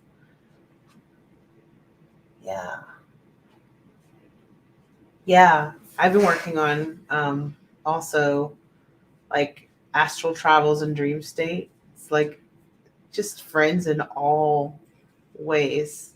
You know what I mean? Just I'd want to be able to communicate with my loved ones that passed on, especially my mom. But I'm also allowing myself not to have any expectations, just to see what will open up, because we're all pretty early in this process and different gifts are going to open up in different ways. But I'm excited too, and then you might be talking about your literal family too, and that'll be fun to watch all of us grow and change in our own ways. Before we get going, guys, I need to do a test on something real quick. I need to see if you're able to hear me in a second. So I'm going to count down to 3, 2, 1, and then I'm going to say a few words, and I want to know if you hear me after I count down to 3, 2, 1, just because we don't know what this will do, okay? So let's try it. Yeah. 3, 2, 1. Can you still hear me? Because I want to make sure all of you can still hear me. All right, and now everyone should hear me again. And then, all right, perfect. All right. Beautiful. Are these two different? I'm seeing new comments everywhere. Well, yeah, new comments popping up because, yeah, we're behind on comments. When you highlight comments, it stops new Are some of these coming from in. Facebook? Because I think I'm only seeing No, ones the from next YouTube. tab is, and that's why I was making sure you can Gotcha. actually go back and forth without losing the microphone. Okay, yeah. So for those of you guys that are on Facebook, that's why I wasn't. Let me see. Oh, good. Yeah. So I wanted to let you guys know too. I see a lot of comments coming in, and normally we say hi to everybody we know, and even people we don't know. We've got a lot of comments tonight, so if we miss you, it's not because we're intentionally not trying to see it. It's just because we usually only have, maybe a dozen people or so, but now we've got a couple dozen on Facebook, and we've got, a couple dozen over on YouTube. So did this open up the other? Like, are you also on your other backup YouTube channel too? yeah, I'm on 2 YouTube channels and 4 or 5 of the Facebooks and Twitch. Nice. So we're on a bunch. We're on nice. we're but I'm literally able to on throw 8 up different everybody's places. comments now. So yeah, or is it just I'm only seeing YouTube and no? Facebook? YouTube will be this tab, and then Facebook over here. Twitch doesn't have anybody watching right now because nobody knows my Twitch. Gotcha. It doesn't archive, so people just go to my channel. We're getting there. We're getting there, guys. If you guys do Twitch, if you get into gaming or whatever other things that happen over on Twitch, if you have a Twitch account, go follow us over there too, because we're going to start doing next year individual streams for individual places. I'm going to have one more minute of breathing, guys, and then I'm going to join in. I just wanted to make sure we were where everyone was able to hear us on both streams. To make sure that we could do the Q&A properly. So I'm curious, while Rob is doing that, what is a 1 to 3 word theme you guys feel for 2022 for yourself? No peeking what anybody else says. 1 to 3 words. So that helps you hone in.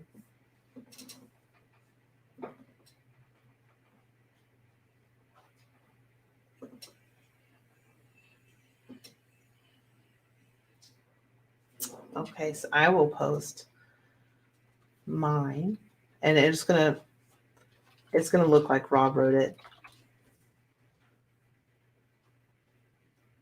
Oh, it says error on Facebook. Yeah, it's not going to send out what you wrote to those Facebook pages. Oh, but I it's thought all right. I was on. It's good. I didn't realize I was on Facebook. You can. Well, you're on both. This is Facebook. Oh no, this is Facebook. I tried to post right, something and here. it's just telling you that it's not connected to Facebook. That's why I had to start a second stream. Oh, gotcha. Because Facebook only allows you to go live when they tell you can go live. Let me see if it'll work now. Well, what you wrote, they saw. Everyone on YouTube did. If you want people on Facebook to see it, you have to write it over there. Or you could just go back up. No, I was trying to put it up here. Oh, then just scroll back up because it did right on the YouTube. Right there. Ah, there you go. Yeah. So that's my 2022. That's came to me. And it's just intuitive. So let's take a look. So Ophinum says only looking forward. It's a good one. And we've got love, shine, and integration. Beautiful. Sorry, I'm going through these fast. Inwards, listening, and radiating. Perfect. Adjusting to transition. Love Nice. Love it. That's great. Honoring myself first. Beautiful. Self-love and following my heart. Less veil, clarity. All right, let's see what they're saying on Facebook. I want to make sure I'm. It was so tempting. I know this isn't yours, but I just thought it'd be funny. It's 3 words. Ouch, just kidding. It's so fitting for energies. Okay, so let me try to figure out where this started off from. Facebook. Yeah, we're still live on Facebook. No, I was just looking to see if they had any of the. Oh, I see. Some of it is apparently Facebook is hitting send, is sending out before people are ready. Yeah. Facebook is notorious, isn't it? All right. So, ooh, more magic within. Beautiful. Love myself completely. Mm. That's a good one. That's great. And they're all good. Master manifestation. Beautiful. Shari, hello. Nice to see you here. It's been a minute. Release with love. Oh, beautiful. These are great, guys. These are wonderful. And I'll tell you something that can be fun is if you ever want to take paper, like whenever somebody's channeling these little bits of things, put them on, like write them out and then cut each little sentence out and then draw it to have like a theme that you can work on with, because we're all here together as a community. I mean, I resonate so much with these. For me, tapping in is just going into a deeper, more intense connection than I've ever gone before. And I'm very excited about it. I'm curious to see where it'll take me. These are all the questions too, Mom, right here. Thank you. And you're going to take over the captain's seat. I shall, but I would like to have a small bathroom break before we begin. I'll talk to everybody while you're doing that. What are your 1 to 3 words, sweetie? For 2022? Making connections. Well, let me see.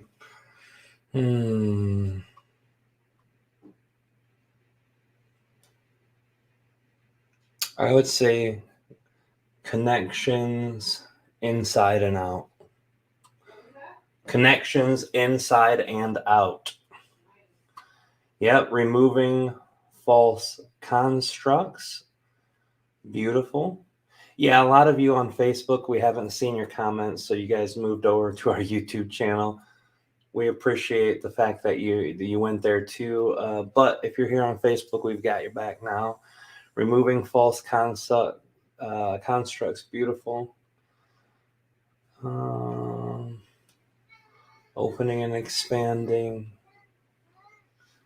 Oh, Shari's in Belize right now. That's so beautiful. I am back.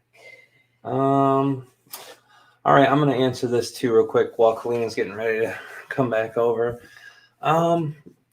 My meditation was organic. It was a lot of homemade meditations, but most of the stuff I built was from the Hemisync Gateway experience. You sure? Yeah, I'm sure. Okay. It was the Hemisync Gateway experience. Jack Kornfeld had a lot of meditation for beginners. That was really good. I took a lot of techniques from him. Treb taught me a few things. I taught myself things looking through meditation, plus the stuff I learned from my spiritualism church. So it really was kind of a mishmash of everything. You did a lot of Hemisync too, right? Yeah, the Gateway experience from Monroe Institute, Hemisync. So I would say, the Gateway experience it's prohibitively expensive. It's like $600 for the whole course. Most people can't afford that. I couldn't afford it back then. I found it elseways, and then I ended up donating after I started making more money, and I did that. And it ended up being something beautiful. Yes. Shine bright like a diamond. We're beautiful like diamonds in the sky. That's actually one of Rob's favorite songs. Yeah, it's one of my favorite newer songs. Anything that's been done in the last 5 to 7 years, probably I don't sync up with too much as far as newer music. That's one of my favorite newer songs. Sings it to Lily all the time too. I do when I'm putting her to sleep. Yeah, and so I think if you want to do meditation for that, just you can find it, and learning what I've learned now and looking back, It had nothing to do with the gateway experience or the hemisync. Those were just the best self-hypnosis tools that I found for me, because that's all the gateway experience is. That's all meditation is. It's teaching yourself to hypnotize yourself to open things that are already there, but it gives you the permission to do that. And yes, Ashley, the hemisync is Robert Monroe's work. I already put that one up too, Mama. It is. It's Robert Monroe's gateway experience, the hemisync. Yeah, it's all from the same place. I'm going to take a couple breaths, guys, and we're going to jump in tonight. Rise up. Love it. Love it, guys. Hi, Melvin. We're doing good. We're doing good. All right. So here we go, guys. We're going to get ready to start. Kalina will be sharing the information. Now, we can't put the questions up on the screen unless you copy paste them on the YouTube and then highlight them. That's up to you, Mom. I don't know how. That'll probably give you a ton of extra work to do. No. If we do that, yeah, that's what I'm doing. Oh, I see. I've already got the questions up from the email that I sent to you. Yeah. Yeah, but I have to sign in to get them. No, you don't. Oh, I can just do the sent. No. It's already open. Oh. Right. Shut that tab down. It's on the tab to the left. Sorry. No, it's all right. It's just I didn't want us taxing the I didn't realize you had said it and then I forgot. It's all good. That's why I was just letting you know. Is that my water? Probably. Yeah, maybe. Yeah, I think that's my water. Oh yeah, it is. It's the big you want cold some one. of this one? Yeah, I'm gonna need some of the big it's cold delicious. water. Thank you. Nothing like cold. Ooh, that's real cold. Yeah, I got on my cold foot. That's spring cold. water. It's going all over my knee. All right, guys. Enough of our whiz tea banter. Let's channel. Let's get some of these questions. You guys didn't want to listen to Aridif or Treb, did you? Yeah, I know. You guys. You know, you came here to hear us banter. We got to be careful. That bump in the mic hits in their ears hard. Yeah, every time we do, and I just did it 3 times. So yeah. We need to get those we need to back the shock mount kind of mount. You know what I'm talking We've about? got a shock mount. That's what that is. Well, I mean, like the fancy ones. Yeah. You know what I'm talking about. I do. Whatever it's called. Yeah. Somebody out there knows what I'm talking about. It's called the above head maneuver. That's not what we're talking about tonight. The above head maneuver. That sounds like non-YouTube related material. Yeah, or a wrestling match. One of the two. All right, guys, let's do this. No more playing around. Let's go. I love you guys from the bottom of my heart. And I can't speak for Kalina, but I can almost assure she feels the same way. I really want to tell you guys how much we love you, how much we appreciate you spending tonight with us. And those of you who didn't make it tonight, you get to hang out in this energy that we created here. And even though linearly you might not have been here with us, you're here with us in heart. Thank you guys for being here with us tonight. This is a big night I've been waiting for ever since I met Treb and found out what this day was and what this marked for us meant more to me, the more I understood about what it was. And the more that I integrated my understanding of it and seeing what we've all gone through in the last 2 years as a collective made me appreciate more. Conceptually, everything's beautiful at a distance. When you get up close to it, holy moly. Hang on tight, put your seatbelt on, and you guys made it. You're here with us, and that means the world. Thank you, guys. I think it's short is yes for Tyler, correct? I can't see. Are you planning on doing galactic channelings? Yeah, galactic channelings are coming back again. Absolutely. We're gonna bring different entities in. We've shifted up a lot of things. Part of it is in the way we do our professional stuff, and part of it's the way we do the stuff that we share with people for free. And a lot of that is going to kind of just go with the flow of how we've got it. Obviously, we have to take care of our professional stuff first so that our family has a place to live. Mm-hmm. And we all have food and resources. And Lily has way too many toys as well Diapers, as Jeremy. yeah, and all the good stuff. But yes, more attention in this last 4 to 6 months have been paid towards this aspect of our work, the free sharing, the consciousness integration for the collective with our material, and with the concepts that Treb and Aridif and Metatron and Nihal and all these other beings that come through share. But I don't have a plan for it. I'm going to step into this new year with the plans that I have and let everything else take form itself. Because I think that's more of who I am and who I haven't been for a long time, and part of me that I miss. And that's one of my excitements. Yeah, the Galactic channelings is, but so is bringing Metatron in more. And so is doing my radio show, getting back to being able to talk to everyone like I am now, but do it on a regular basis, and have my friends come in and have people I've never met who are interesting conceptually coming in.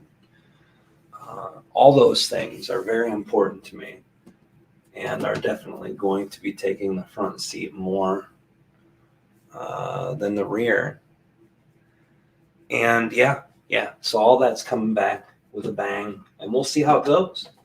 You know, we might keep the way we have both professionally and the free sharing the exact same way that we plan to do it now, and it never changes, or it'll change in a month or a week after we get going. It just really depends, and I'm going to let myself flow next year.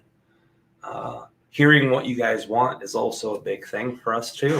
If you guys want to hear more Galactic channelings, then let us know when you make the comments on Facebook and YouTube, and well, I've been also joining our Discord and do that, and let us know.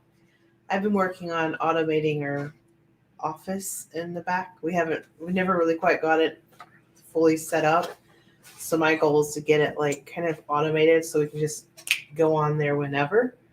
You know? Plug and play. Yeah, exactly. And so in the past we would just fiddle with lights, or not fiddle with lights if we didn't have the time. So, but I've been saving money up to get us some, and this is kind of a surprise. I shouldn't be selling too much of Rob, but to get us like just some new material, new mics and desks and chairs, maybe hopefully a little less squeaky. Oh my God, yeah. No matter what chair I get, no matter how quiet it starts, by the end of the time I use it, it squeaks. Yeah. So, so I think you guys will see that. Well, I don't think. I know you guys will see that in 2022. Just making it easy breezy is what I'm going for, so that we can just get online whenever we feel the inspiration. So it's not always going to be like pre-planned out, because, you know, with our kiddos, you know, and anybody with parents, anybody with kids, maybe parents too, knows that sometimes you just have to be on the fly, and that's kind of that whole 5D energy anyway. So sometimes you guys will see that, boom, we're on, and there was no notification, you know. Well, there was a notification, a YouTube notification or Facebook or whatever. But yeah, guys, and we'll have more events and things, and because it's really exciting to us. And 2022 is going to be my year too. If you guys haven't subscribed to my channel yet, I'm going to be having some material out very soon. So if you want to see that, feel free to subscribe. Little shameless plug for myself. Actually, yours is the third link in the description for everything is your YouTube page. The link to send in to get your questions answered was the first link. The second was the Discord. And the third was your YouTube channel. Sweet. So that everyone has a chance to see it. Yeah. Yeah. I have some people who've been waiting for a long time for me to put stuff out, but yeah, 2015, 2014, when we were doing the radio show. Yeah. All right, guys, I'm ready. Aww. I think Kalina's ready. Thank you, mycelium. Look at that. Oh. We appreciate that. Thank you so much. That's amazing. I appreciate the donation. I really do. Thank you. It's a great energy shift in the exchange of that. And although we don't expect it, we do appreciate it. Thank you. Thank you. All right, guys, let's get this thing going. Let's move. Let us manifest with the best of them. Let's get Diffie and Treb in here. All right, guys, you asked the questions. Now you're getting some answers. Love ya. See you guys on the other side. Let's go. I'm excited.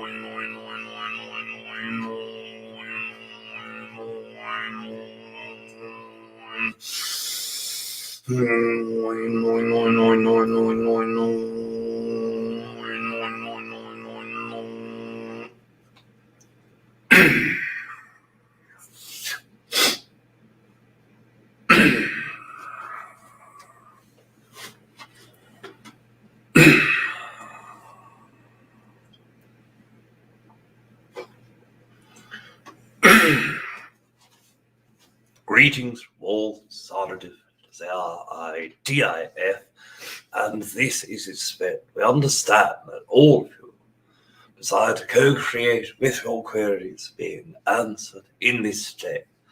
Ourselves and Treb Bor Yit-Ne are here for that co-creation, but before that co-creation begins, we wish to express two simple constructs that we have always expressed through our co-creation with humans at this turn of the co-creation. The first, above and beyond all things that are expressed in this day, to know, to feel, and to perceive that you are loved in our perspective is of the utmost importance. Secondly, it is our greatest excitement, and within that same great excitement in which we co-create with you, singularly in our co-creation, individually with all of you, and of course, co-creatively with the collective form of consciousness that all of you and ourselves create this day. Thirdly, we wish to greet you as well, Karina. Thank you, Aridif. Greetings. Thank you for being here. You are loved and we loved you. We Yes, love you. of course, and not only are you loved, not only are all of you loved, but we love you as well. You may begin your queries at your leisure. Absolutely.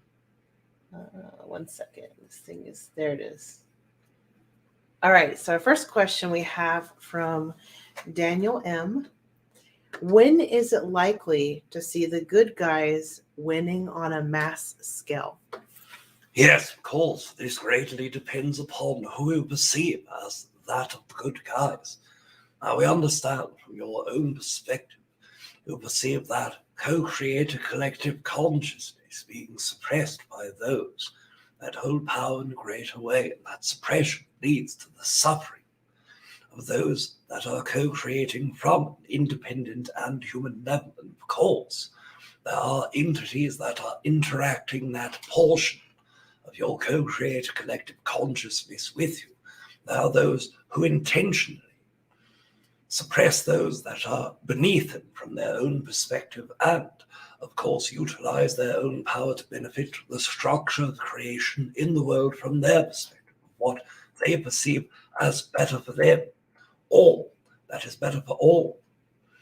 Part of that system of co-creation is a part of those not only who desire to co-create with it, but those who do not desire, or who are not willingly and knowingly co-creating that part of the collective energy.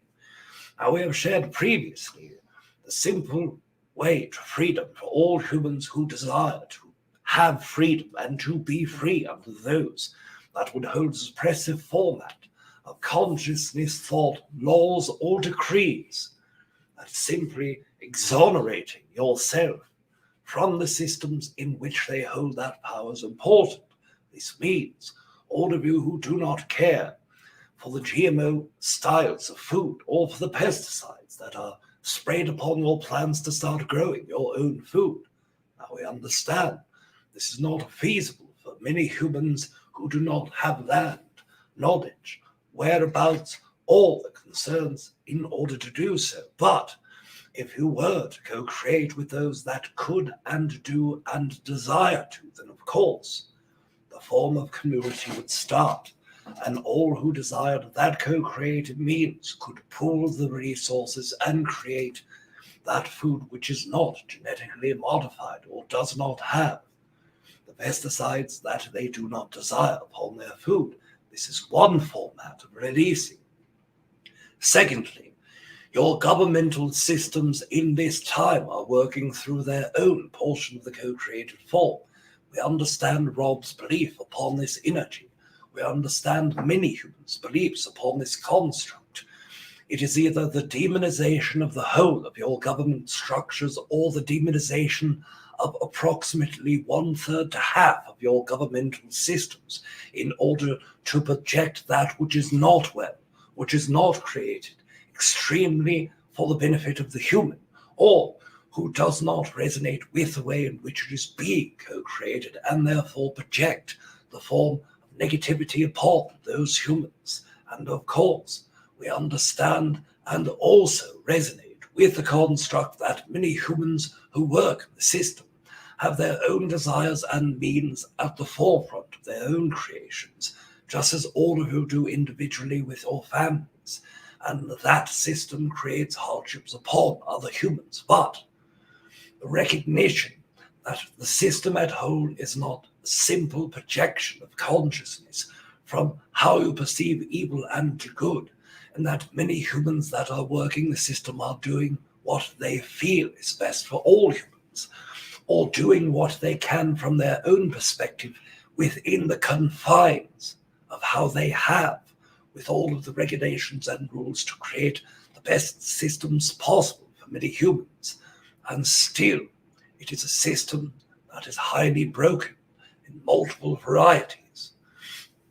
All of you can agree in your perspective that either the entirety of the system or approximately half or less of the systems are broken. Those of you who identify with the constructs of governments being entirely inept or corrupt, of course, can see the entirety of the government system being negative or nil or non-manageable in that system. And those of you who see as a liberal or conservative can perceive the other half being the problem of that government. But the system of government itself is also the projection of the negative perspectives from the humans who look upon that same government.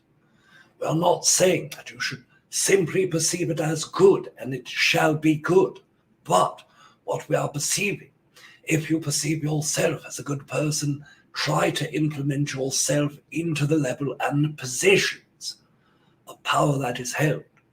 Now we understand the construct of community as being one that is great excitement for both Rob, Kalina, and many of you within the greater form of community, as it were, in your co-created collective format. And in that energy, if all of you were to go to the city, the county, the township, the state, the providence, the territory in which you exist, and take on the most local form of government, you can make a direct impact upon all of the humans that exist near you. And the further that you implement those rules that benefit more and not less, the more power that humans would give to you. And then, if you were to go long enough in that position, you could apply for a greater position and do the same. Now, through that system, will that system corrupt yourself, or will you change the system? This is a second way for you to go through that construct. The third and final way is to start implementing the voice at such the great degree that no human who holds office, position of power, or the capacity to change rules and regulations that does not, will have such an immense pressure upon them, whether financially or for their next job position, that they will bend to the will of the human, reminding yourself that even the largest governmental system still is only one within millions of human beings. Your United States region, 380 million human beings that live in this collective construct, and yet there are less than 500 entities that run your governmental system. Mathematically, it is an infinitesimal speck of consciousness that rules over the greater degree, and if all humans work together to demand what is theirs correctly, then of course, but the system that is in place has already split, divided that consciousness quite well by only having certain areas overlap, and those areas often do not contest their rule of that regency. So working together by understanding the positions of your neighbors, the ones that you cannot resonate with or that you cannot agree with, and find a place in which does resonate in the central core of communication in order for voices to be united. We have perceived that many humans do not care for the state of consciousness that is around them at any given time with their governmental systems, and they will raise their voice for one day, for 1 week, for 1 month, until it no longer holds value to that personal group or the greater collective. And then small changes can be made, but will revert yet quickly. If you were to stay there in great numbers and in great voice, they could not ignore the changes that would be required. We share a great deal upon these subjects, but this can get all of you started, especially in time for the year that is the new year for all of you. And we thank you for this. Thank you so much. All right, so this is kind of a continuation, I think, of the theme. Malik said, as I understood it, you said the last time that you spoke through Rob that we will no longer be at the mercy of the masses to limit or agree on our own creations. Can you give an example of how the transition from third to fourth dimensional experience will manifest for us as creators and co-creator? Much love and appreciation. Yes, of course. When you are working with the collective consciousness at this moment, the collective format holds that precipice of energy within yourself. And for the example, if you desire to work within manifesting meditation to astral project, But all of the humans that are around you believe that it is nonsense. All of the people that are around you are connecting to religious ideologies which forbade an astral projection as part of demonology, or part of a construct in which only Satanist or devil worshippers would utilize. That energy not only weighs upon your own heart and own mind and own conscious construct, but also holds the vibration of your own energy in co-creation, manifestation, to be limited to that localized area. But in this moment, as you shift forward from fourth density, the more emphasis that you are placing on your personal manifestation and desires, the more that energy will not affect you. The more energy that you place upon action, upon those excitements, the less that external energies will come into contact with yours and produce a negative or resistant forms of effect. Simply by yourself acknowledging the component of your consciousness that is an individual construct that is placed within collective format for the benefit of all, then your understanding and knowing that to learn astral projection is not simply an act of yourself and personal freedom, but is a gift that is given out to all of those around you that are especially within your localized grid connective area, that you are reproducing that energy externally and giving the gift from your crown chakra out redistributed 1/8 billionth of a time to every human possible. That understanding and knowing of your place in that collective, what effects that your own consciousness can hold if you perceive that power within it, and your own wherewithal to manifest through others' resistances and to place your act of excitement and act upon that energy despite the resistance around you. This is your new manifestational quality of fourth density consciousness. That is the new paradigm of energy in your collective. But it must come from that greater place of excitement and be within the realm of manifesting for yourself as well as knowing the effect of others. Even if you are doing this selfishly, even if you think of no other but yourself and only desire to astral project so that you can find information more easily to have advantage over other humans, if you still understand your place in the collective energy and feel that excitement and draw, then of course you can utilize that energy more specifically for yourself as you work forward as well. We thank you for this. Thank you, Aridif. So of course. I want to post this.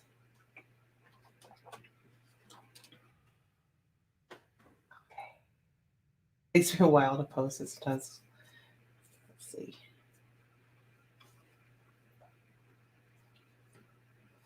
Okay, so Mr. Singh says, when are we likely to discover extraterrestrial life? It seems like we've been building up to this for the last few years. Yes, as a part of a collective, it has already come into fruition multiple decades ago. The first human that physically interacted with extraterrestrial being or extra-dimensional was hundreds of thousands of years ago from your modern human, 2 million years ago from the Anunnaki formed early human, or that most humans would believe extremely prehistoric formed humans, with a misunderstanding of your own nature and history as a planet. But in your modern day version of that energy, it comes from a part of that collective energy that desires to know that greater truth.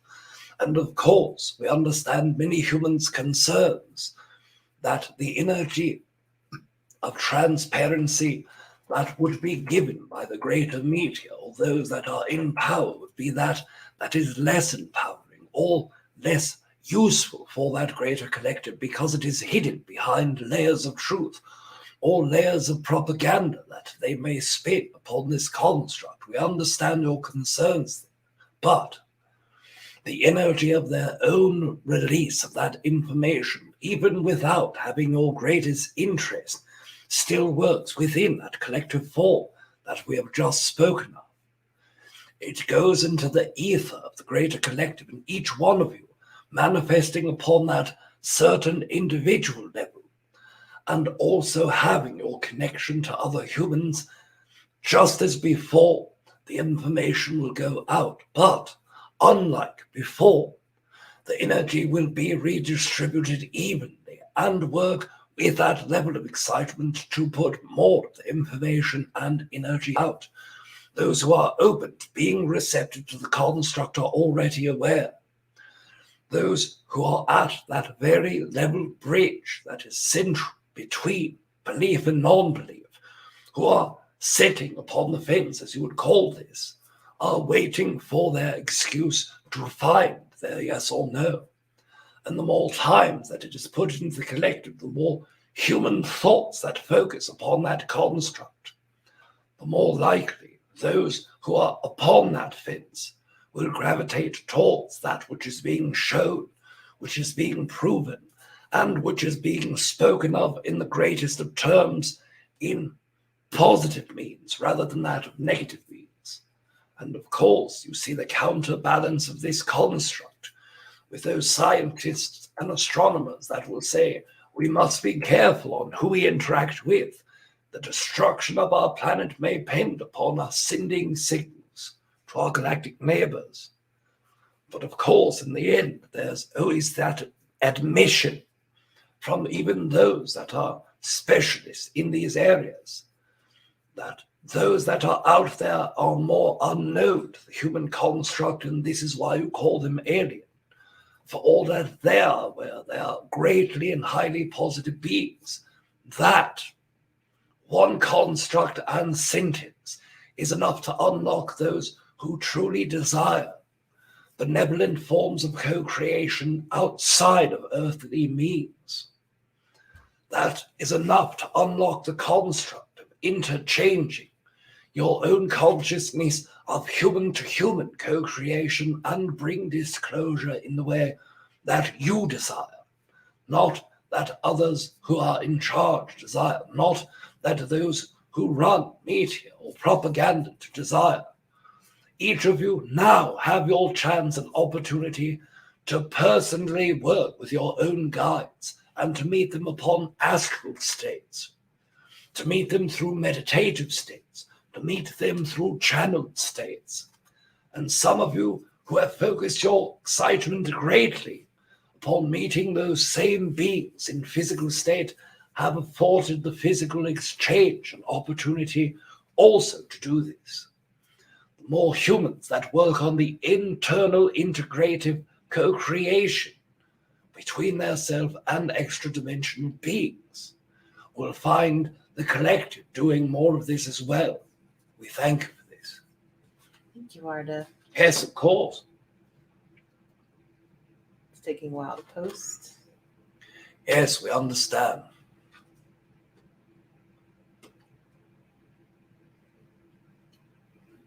So this comes from Christy, and as for either you or Treb to answer, what is the single most significant aspect of the winter solstice? Yes, of course, as you are looking at the winter solstice, this is only one portion of what this day and this time is. Of course, all of you who live in your northern hemisphere are going through your winter solstice at this moment. Those of you who live below that equatorial line are going through your summer solstice at this moment. The winter solstice specifically will be dependent upon which portion of the earth feels that construct. What is important of this solstice, whether it be winter or summer, if you are speaking of your December and 21st, because in the northern region of the earth collective form and the darkness that is of length of that day, this represents what is going forward. So as you are perceiving your winter solstice in the north regions, it represents that energy of your future, of the energy that goes forward, the significance of that long and dark portion of that day energetically shows you that nothing will get darker at that time. It is an energetic co-creative means for the yearly cycle of that in the northern hemisphere. And in the southern hemisphere, even though it is a summer solstice, the one in December still works with a conscious construct of that which goes forward, but pulls from a different energy. Because it is that southern region, it works more so from what is behind you. So it is learning from your past in order to implement a better future, a better building of that conscious energy. And because the sun is at its greatest in this day in December, in the southern hemisphere, it gives that light opportunity to grow and expand further from the internal portions, because it will not reflect it externally, as it is the highest level of light that you are able to receive upon your planet in that region for that entire year. So represent of energy each year represents these constructs undertake your local yearly cycles, your great 12-year cycles, your larger 30 and 39 and 33-year cycles, and all of the greater cycles of 144, 12,000, etc., and work with the different consciousness from each of these. And that represents each person connecting with that energy a different outcome, depending upon how their own intuitive self perceives that energy. It affects all of you greatly differently.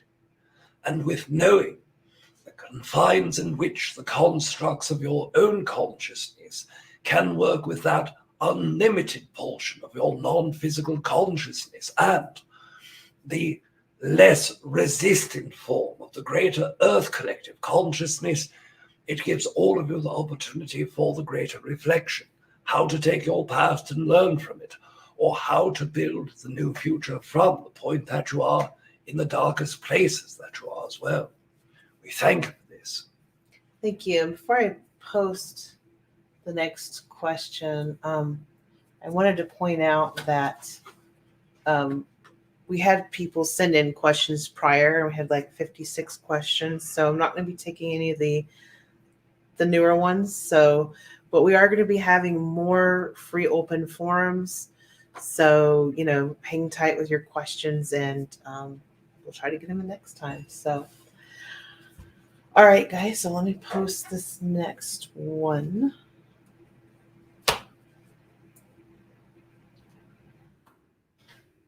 Okay, I thought this was interesting, and this is coming from an anonymous person. So, why are ETs happy to prevent nuclear war, but not genetic manipulation and murder? How is that line drawn? Thank you. Yes, of course, this is greatly dependent upon what race you are speaking of. Extraterrestrials, from your perspective, are not moving in concert altogether within the co-creation of the greater reflective.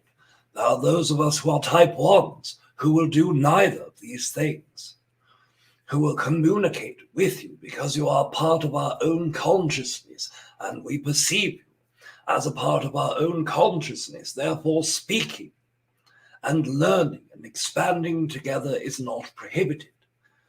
But if you are desiring to create a nuclear war for yourself, then of course, that would be a creation for the Earth to work with.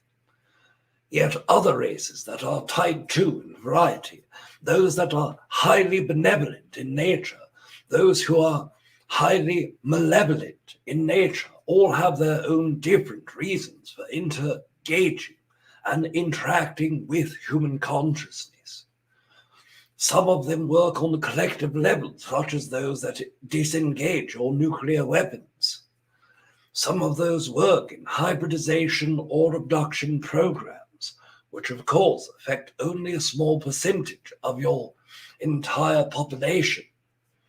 And then there are those who work behind the scenes to create more disconnection, fear, negativity, as for them to have a feeding of their own energy to sustain themselves from having to go into the next incarnation cycle.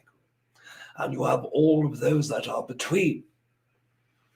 Those that are working to disengage bombs, these entities, from our own perspective, are type 2, but within the 80 to 95% benevolency. They are, to your own perspective, older siblings of yours watching out for your best interest.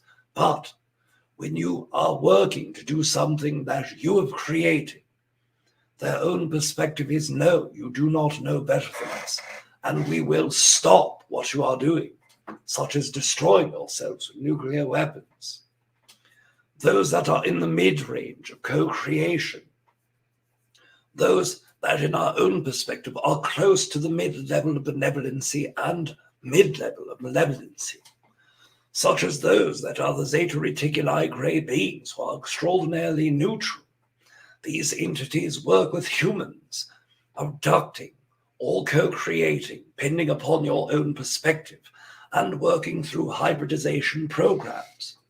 And these beings do not have a central care for the feelings of your emotions in that way, but also try to work on a soul level of knowledge, knowing that your higher soul perspective may agree with the co-creation, even if the human counterpart and the lower fractal does not.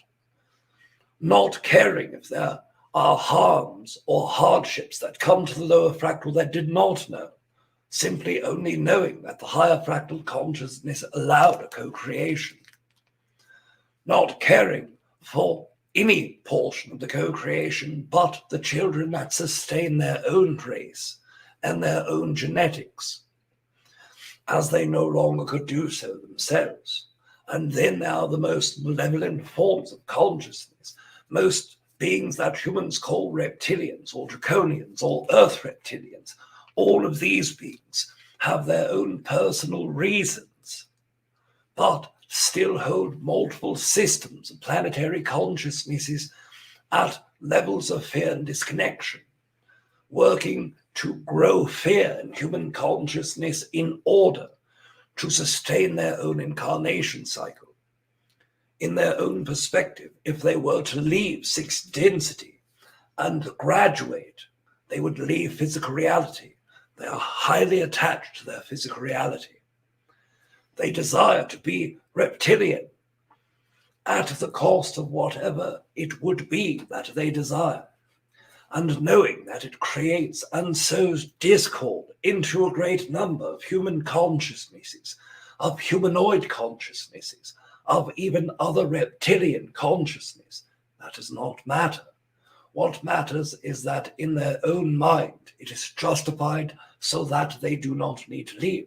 These are all highly different perspectives, all of them with their own personal agenda. Even our own consciousness holds that agenda of desiring to grow the collective and co-creating with all parts of it. The humanoids that protect humans also with their own agenda, feeling as if they must protect you. Those that are in the center, feeling their own agenda as they must grow their own race and protect their genetics, and the draconians feeling that in order to sustain their own lives, they must create some form of energy. And the easiest energy to work with is, of course, that fear for them. All of them feel justified in their actions, just as each human may perpetuate war against one another with justifications of their own. It is not something that is all beings that agree that this may or must occur with humans. The galactic collective form of consciousness is just as divided as Earth, because all of us live in an entire universe with duality. The difference between those that are type 1 and those that are type 2, the type 2s enjoy the experience of that on some level in order to create the feelings of duality more, while those of us that are type 1 feel more comfortable within one neutral vibration, one that does not need to go into polarity in one form or another. It is not that we do not see value in going to the spectrum. It is that we do not feel we need it in our own experience. But for some consultation, we will share with you that we see extreme value from the souls that do choose to go through this, as you are both extremely brave, and also we understand the difficulties that come with that growth. We understand the difficulties that you must face in interacting with the polarity. And we are not immune to co-creating with both spectrums upon that polarity, but we are immune from our systems of energy being co-created at a level where it changes the core essence of ourselves, the beautiful construct of the universe. A draconian being may one day feel as if great love in their heart is most important, and love all humans with a love that is so great you could not recognize it to be draconian from the human perspective of what draconians are. And that same benevolent Pleiadian being who turns off your nuclear weapons could one day say, I am tired of working with these ignorant humans that know nothing, and allow the next nuclear explosion to occur. All of these beings within duality are able to have a vibration change in themselves that is equivalent to the vibration which they co-create with. Now that you are in that fourth density level and vibration, you're starting to build with that lower form of that greater power as well. We thank you for this. Thank you so much, Aridif. Yes, of course. One second. It looks like someone needs to go in timeout.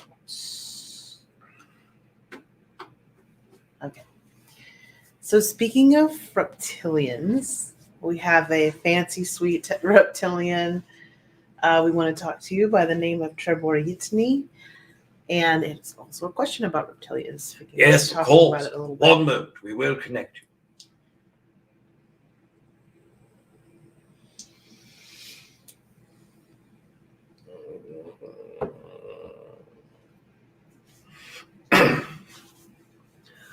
Good evening, Lena. Good evening, Treb Bor Yit-Ne. Yes, it is a very good evening and very exciting as well. It sure is, Treb. We love you so much. Yes, and we love you as well. So we have a question from Swasti, who says, Hi, Treb. How did my reptilian lifetimes assist me in my earthly experience? And I forgot to post this 1 second, guys. You got the question. The question will be up just a second, guys. Yes. If you are looking at each lifetime that you have connected with your own reptilian energy, and even if you look at the times where you deeply loved and connected with reptilian energy in yourself, what you can find is that you've taken many of those positive attitudes and energies that come from the archetype of reptilian consciousnesses and started using this more as an integrated part of your human experience, because humans have all of the different archetypes of energy, of humanoids and avians and reptilians and aquatic beings. You have that great opportunity to shift into that energy of all of those 12 different DNA portions.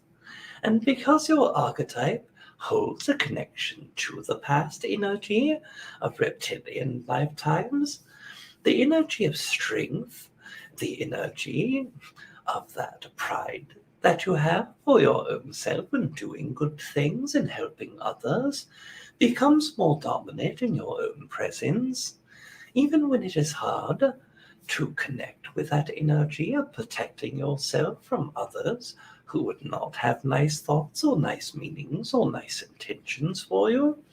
It gives you a better connection to be able to find that strength within you. And the energy of the intellect and its ability to either connect with the heart or not connect with the heart, depending on the purpose that you need the mind for that moment, is also very famously a reptilian archetypal energy that most humans are not aware, because most humans hold a perspective that reptilians do not connect to the heart energy. It is the misunderstanding of that energy that doesn't allow to see that many humans hold that reptilian archetype, that give you the opportunities and chances to really connect with your own heart as you are exploring a thought, or disconnect the heart altogether and think only with a conscious mind energy. And knowing that this difference is something that you have, that you can use anytime that you desire, can help you when you are working with very dense problems where emotions that are heart-centered are extremely important and very helpful, or dangerous situations when you are in an even balance of emotion and only need the mind and need the mind quickly. It gives you a great benefit and a great strength to use for these times as well. Thank you. I just wanted to bring up something on Facebook. For those of you coming in, I have a comment from Brad. Like we said in our last video, Brad, the questions were taken in format. We have like 56 questions. So, and most people are on YouTube, and there's tons of people on YouTube. So it's not that we're trying to ignore you. It's that you had to send a question ahead of time. We are going to be having more free open forums as well. So maybe try at the next one, and you'll be able to send it in then. It's too hard for me to chase down questions that are moving, especially on YouTube. And you're right, there aren't as many people on Facebook, but it would be unfair of me to ask questions when there are people who've actually asked their questions days prior. So you're not being ignored. Just wanted to point that out so you guys don't feel ignored. Okay. Thank you so much, Treb. Yes, you are very welcome as well. I think I saw another one for you. 1 second. I have one that I think you'll enjoy from Aaron. Yes.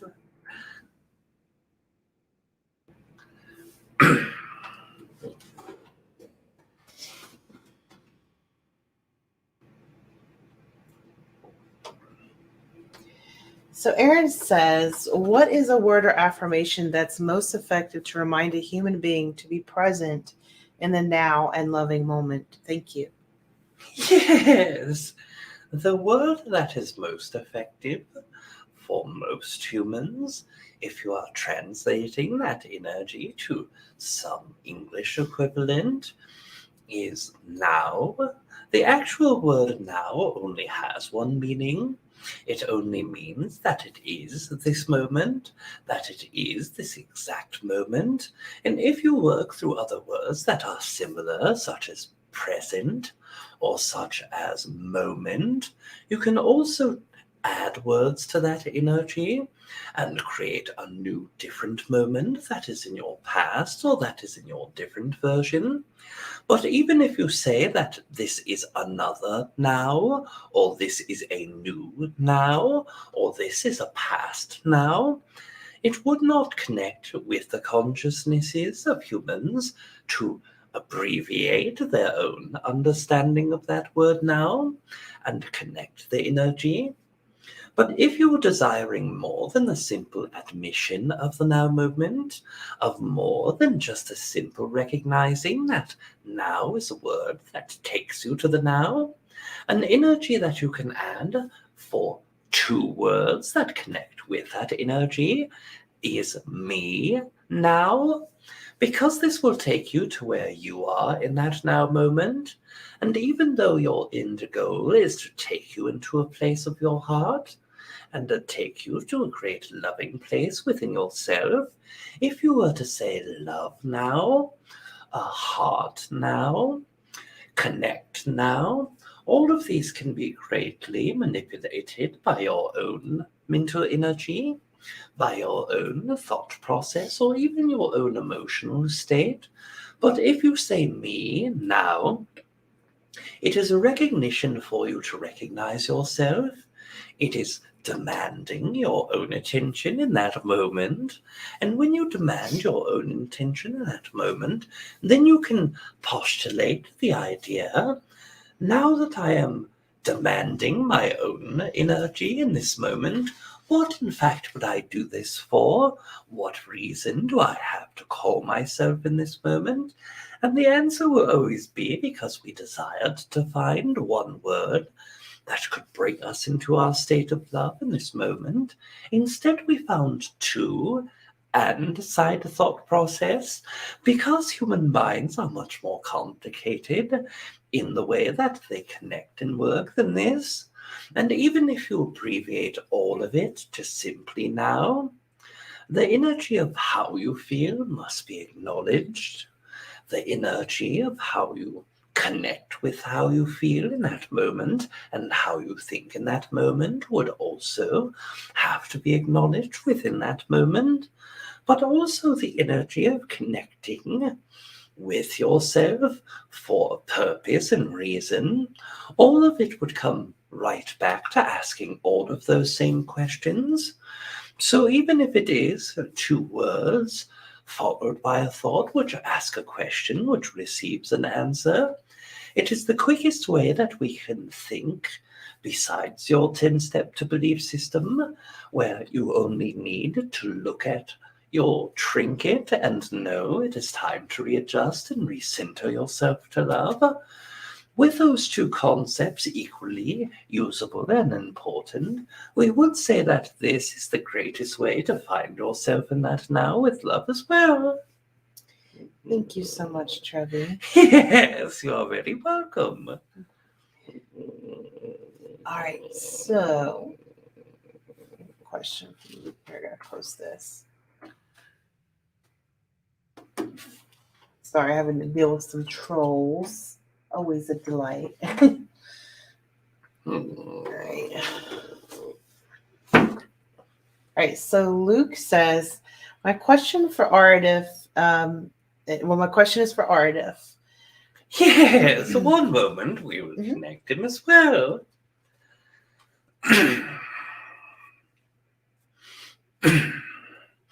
We are back without hesitation or delay to get this started. Thank you, Dippy. Yes, cool. So Luke has a question for you, and he says, how exactly is the Earth going to restore the harmony of her natural systems? Thank you to Rob, and thank you to Aridif. Yes, of course. First of all, as you perceive natural system and realignment, these are all constructs which allows you to perceive your own version of what you believe natural balanced state is. The construct of the Earth, in recognition to its own natural state first, is implied that Earth itself is an entity separate from those that inhabit it. But the construct is quite the opposite in its application of consciousness, mechanics of energy that belong to that collective consciousness in order for it to be a part of any co-creative means or systems, meaning that if you look at the Earth, it is in balance in this moment. It is in balance through imbalance. And what we mean by this is the greater Earth as consciousness is only the collective of all beings that exist upon the Earth at that moment. The Earth that you have in the year 1800 was a collective version of all of the beings that inhabited the Earth at that moment. The Earth throughout linear time, as you perceive it, is a full conglomerate, collaboration, co-creation of all beings that existed upon Earth from the moment of its creation as rocks gathering together through gravity in your spatial field and growing to what it is you know now and dying at the end of its own cycle. So in that way, Earth is always in balance, even if it is destroyed through human activity and pollution, nuclear war, diseases. Many times upon your Earth collective, there have been great amounts of beings that are wiped off the planet's face at any given moment. Extinction events as you perceive it in your history. What that was the beings upon the planet becoming so imbalanced as a whole that, of course, the Earth had to adapt to that energy and had to reflect what was occurring upon all the beings within. And when planets go into balance and imbalance as a planetary body, it is not due to their own expression. It is due to the expression of the individual consciousnesses. Now, we understand that frightens the hell out of many of you, because the construct of your race as humans in this moment is highly imbalanced. But it is also the recognition that must occur through your weather patterns that the Earth works with imbalance in different ways. Right now, you are experiencing the Earth collective going through different patterns of weather.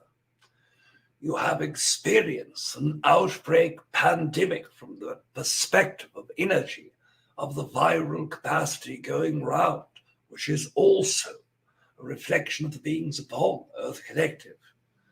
The manifestation of these energies are all monitoring the systems of balance and imbalance within. If you desire for the Earth to come into balance, all of the humans and all of the animals must also go into balance. The thing about Earth that is not known by many human beings in this time of your cycle is that the Earth is used to high levels of imbalance. Go to your nature, watch any animal in its wild capacity, and you will see that even if you erase all humans, that the Earth is not truly in balance in the way that you would perceive or think that it should be. There are animals that kill one another. There are insects that eat upon animals. There are digestive constructs within your bacteria that break down dead animals and plants. There are chemical compounds that destroy bacteria. There are cycles of water, drying, earth, vibrations that are earthquakes, tornadoes, activities. All of this still would exist without human construct. Earth was born into a state of balance and grew out of balance in the way that you would perceive harmony or no vibrational differences. But even at the level that you understand and know it, Earth started with imbalance. Earth was a place where a collective consciousness of oversouls gathered together and said, we are the 144,000 oversouls that desire to create and then create the twin souls for 288,000, and said we will take our twin soul mechanism with our oversoul consciousness and we will create that experience of our own energy going through multiple forms of spectral vibrations. And so they integrated into that very first particle of dust and rock and ice and begin to cluster as a planet. The soul's intention is what created the parameters of availability for the planet. You are still well within your parameter of spectral vibration. You are still well within the pattern of opposite vibrational frequencies that are played out throughout Earth Collective. This is why we have shared with all humans that you are entering Earth Collective consciousness, knowing that you will work through spectral vibrations vastly different from one another. And this will give you that ride of your life as you would express. This is what creates that school system of learning on Earth as the advanced class of vibrational spectrum differential. And this is what gives you a large level of growth for the soul level at small intervals. Many of our own race can live for thousands of years and tens of thousands of years and still hold the lessons that Earth humans can work within a 90-year period or a 20-year period if experience was vibrationally wild different enough from birth to death in that life. So it is the understanding first that balance. If you desire to perceive a better balance in Earth, you have to find the better balance in yourself. Then you will start being able to consequently see different layers of balance that you did not notice that was there. Then start acting on your excitements to create more balance, and you'll start seeing more balance created around you. But if you expect to see a greater balance, it only comes when Earth itself will come at that balance as well. We thank you for this. Thank you, Arda. Yes, of course. And just a little warning to some of you guys. If you are a troll, I will just block you at this point. It's your choice. We're open and loving, but we're not going to take that energy right now. This needs to be a safe space for people to come and share, and it's going to be loving. So I will not hesitate to block you. The rest of you, love you. Just wanted to make that announcement. All right, so we have, this one looks like it's anonymous. So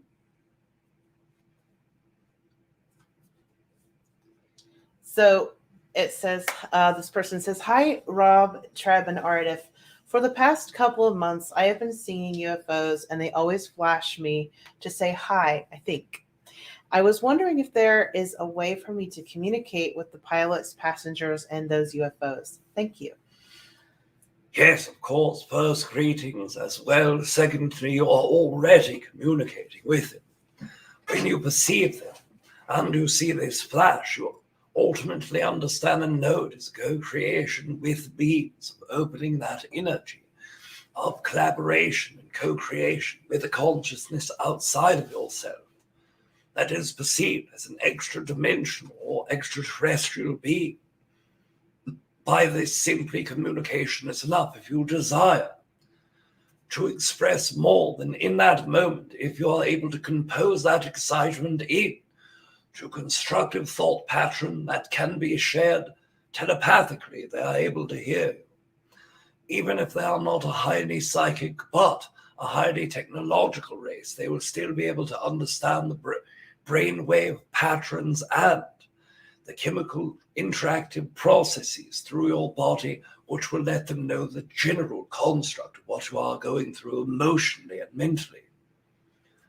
Simply by thinking the thought, projecting the idea, they are either able to receive that through their technology in direct transmission of word-to-word understanding from their own either telepathic or spoken language, through translation, whether it be technological or vibrational. They will truly understand both the theme or exactly what it is you are trying to convey. And if you work with your own telepathy, you will be able to receive. Now we understand. You perceive that in moments you can have that insight. In certain moments you can even receive certain downloads, information, or direct communication. But it is possible all of the time for you. You have expressed that contact with these entities excites you. That is why it is coming to yourself. You could not perceive these entities unless you are psychically open enough to receive the message that they share with you. Now be aware that as they share their own information, this can be a spectrum of different forms, beings, some that may come across very strong to you, very dominantly to you, or Ones that feel as if they are extremely light, carefree, and loving. But the energies that are co-created with the constructs of energy internally will always be that balance of energy. If they are flashing, signing for you, they do not mean you harm. If they were entities that you perceive as negative, they would not co-create with you in such ways. That construct of energy allows you to understand whether they are fairly malevolent or highly benevolent beings. They intentionally have no harm in mind for you and are opening this form of communication in order to open up that very next layer as well. Play with that energy without fear. Open yourself to receiving and understand that reception may not be direct word-for-word transfer of what they are trying to share with you. But if you open your emotional body as well, you can receive the sensation of emotion that they are sending you as well. We thank you for this. Thank you, Aridif. Yes, of course.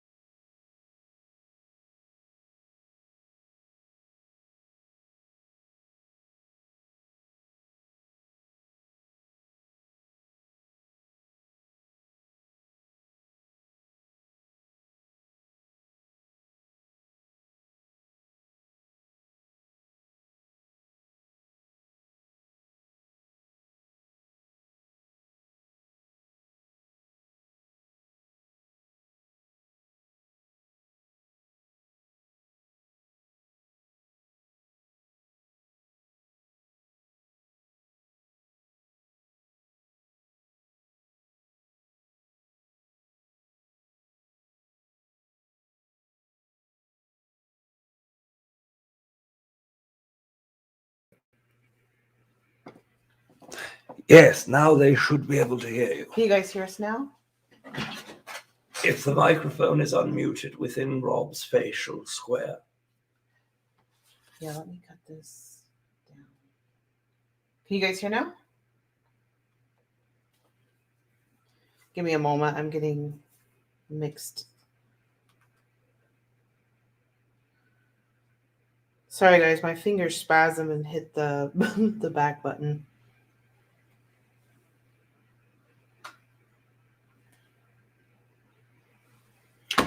Yes, of course. I'm hearing some yes and some no. Okay, good. It looks like the sound's picking up for everybody. Good, good. Sorry about that, guys. My finger totally spasmed and I hit some back button. I didn't know. Rob's got a very fancy mouse. So it has all these protrusions and I hit something.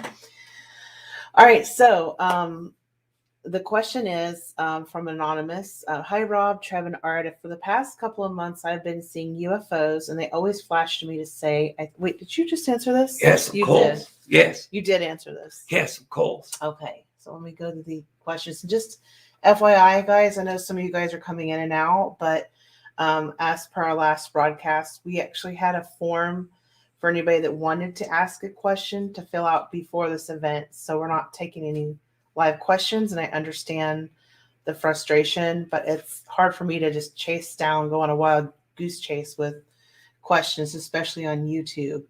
So I've had quite a bit of frustration thrown at me, but you know, it is what it is.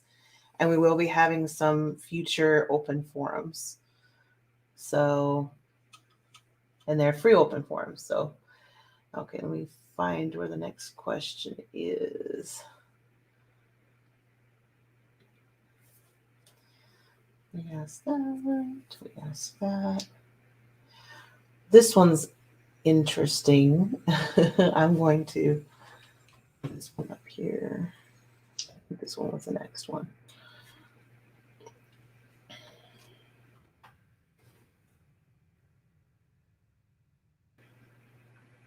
All right, so Tristan asks, I'm asking Aridif if he can comment on the Council of Saturn. Who are the members and how does the council operate? Have you heard of these guys? Yes, first of all, many humans understand Saturn to be a multitude of different vibrational frequencies, dealing from a matrix that traps the souls of humans into a never-ending cycle and repetition of reincarnation all of the way to the great kings of that which are the ancient Egyptians, who once were come from Saturn in co-creative forms, but are small portions of energy that are interlaced throughout your history that show the frequency that is more true than not, and those that are completely out of misunderstandings and misalignments. First of all, there are existing beings that exist near and in the Saturn region of your time-space. These beings are non-physical collective consciousness. These beings also exist as what humans would perceive as a malevolent vibration, but these beings do not exist in a physical body, therefore they cannot hold malevolency. Malevolency that comes from the physical body entering the reality of that which is considered physical reality, which is where the spectral vibration of duality exists. Duality does not exist outside of the physical plane or realm. Now, if you are looking at those archetypes of consciousness that most humans perceive evil to expend from, that of Satan or the devil, these are archetypes of consciousness that show the negative polarity of the monotheistic religion construct. Yet, if you look at the construct of all of the energy that is embedded with the constructs known as Samael or the constructs known as Lucifer, they have different meaning to the vibration of different humans. Some that see Lucifer only as the light bearer, being equivalent to that of Jesus. Others seeing Archangel Samael as the reliever of those in pain. So there's a vibrational spectrum still within that is only assigned as evil. Now, if you are looking at the construct in greater terms, and if you are looking at the entities that once existed physically, of course, they were highly malevolent beings, but in their non-physical, they still hold the mask that is of evil consciousness or evil concepts embedded within consciousness. There's no soul trap that they have created that last or exist. The reincarnation in the Earth cycle is as natural as reincarnation in most of the universal construct. Reincarnation is not a punishment or a trap. It is simply one tool of many in which a soul can grow and learn different things. Humans, through the design of their own earthly-based growth, use reincarnation much more frequently than other races, utilizing the construct of reincarnation every 100 or 200 or 300 years, and sometimes even 10 years after death or less. This is so that you are able to get as much of the earth vibration into your soul essence as possible. And with earth having that vibrational spectral frequency that is so large, of course you would need to reincarnate frequently in order to have all taste of earth life. Beings that exist in Saturn at a non-physical level are part of its own collective consciousness, just as those that are no longer physically inhabiting the Kon-Ki or the Atlanteans or Lumerians or Lumanians still exist in Earth collective consciousness. those that are Venusian in co-creation with Arcturians that still exist both in Venus and Earth vibration, although they are non-physical. This is an essence of a race that physically incarnated as negative and evil beings that still exist in Saturn. Now there are many races that visit through Saturn and through the rest of the entirety of your solar system, and of course, a larger number of these entities are what humans would perceive mid-range malevolent to high-range malevolent, as most entities in your solar system tend to reflect that of more neutral to more negative vibrational frequency. That is part of your solar system collective, and is reflected well through your Earth environmental collective of your long-term history. To understand that those that physically interact with Saturn at this time are not permanent residents, and they are not setting up soul traps in that way. Those that are in any form of council that work with Saturn are not, in fact, co-creating at a level of overpowering humans or watching over humans. It is simply they that are interacting with the grey beings, the Zeta Reticuli, or Earth-based or draconian reptilian consciousnesses, or even advanced forms of humanoids that are Pleiadian, etc. All of the entities that work in this solar system collective region of your time space, of course, will work with multiple different races in order to be a part or around the Earth collective to start with as well. We thank you for this. Thank you, Arda. Yes, of course. And I noticed Rob's body seems to be getting a little tired. Yes, of course. How many more questions do you feel? We will take 2 to 3 queries before disconnecting. Great. All right, so let me post this next one.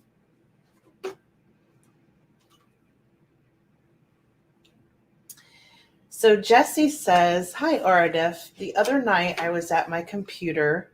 By the way, this has happened to me a lot, Jesse, too.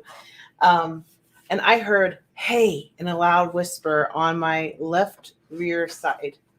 Jumped out of my seat, checked the house. No one was there. Who was it? Why don't they keep talking? Thank you and blessings. Yes, of course. This entity was a disincarnate human being. This entity had finally found a way to manifest its energy into the physical realm enough to communicate in that moment. Now, we will share with you human beings that often associate themselves with their physical bodies so deeply that they disconnect forms of the non-physical, often try to stay in the physical form of reality even after death, meaning that they realize they have not incarnated in the body any longer, that they are not physically focused in their own body. So they will utilize the external energy in your layer of reality and work in that construct. Remember that between yourself at 4th density and between 5th density are nearly infinite layers of densities between. We often utilize the numeralization of the 0.1, 0.2, and 0.3 as 1/10 percentiles, but there are many more than this that are involved in the part of that co-creation. Most of these humans who are addicted to living physically in a body are working at level 4.01 or 4.02, meaning they are as close to that layer of physical reality as possible. They utilize your heat energy, and that is why you feel cold. They utilize your light energy or UV energy. That is why they appear shadow. They utilize the energy of the X-ray version of energy that exists throughout the entirety of the universe, and that is why they appear iridescent. And these entities are simply trying to create enough energy from that physical layer to cross boundaries and communicate more. This entity has a message to share, but it is not with someone who you know or can relate to, nor is this human one that you know. It is an entity who is within a 30-kilometer region of your area, had died and stayed within that region, and is simply trying to communicate to those that are still living, even though multiple decades have passed since that time. We thank you for this. Thank you. This will be our last query for this day. The next one? Yes. Okay, let me pull it back up. Sorry, I didn't get a chance to. I was answering some questions. Yes, we understand. Where was the next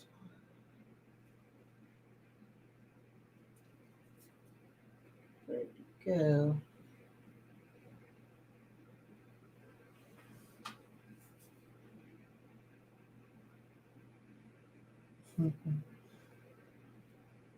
Oh, that one slipped. Maybe it. Well, this was the next one. Okay.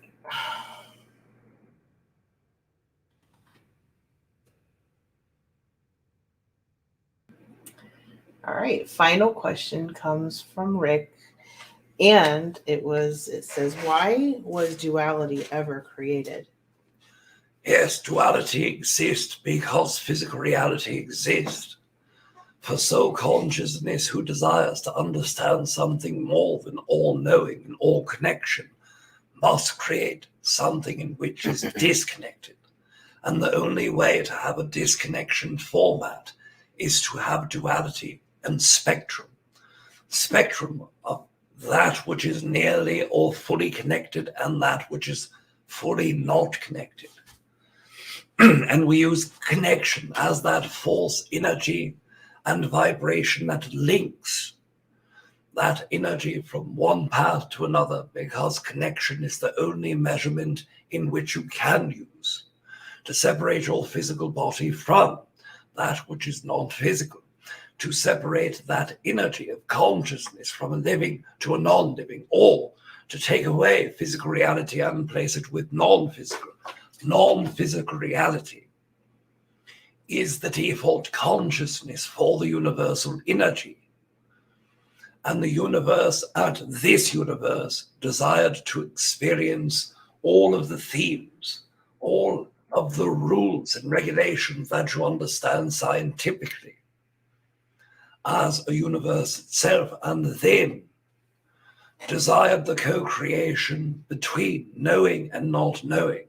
And that is how this universe was born. That is how physical reality in this universe was born. And it is different in all universes. Others utilize different formats.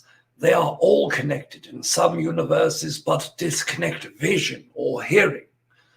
Some universes hold none of these vibrational understandings or components or frequencies, and simply experience either that which is considered light or that which is considered dark phonetically, energetically, visually, contractually. All of those different proposals for the constructs that separate one that is and one that is not, one that is blue and one that is red. It does not matter. There are universes that only desire two options, and you can only live as one of those two options.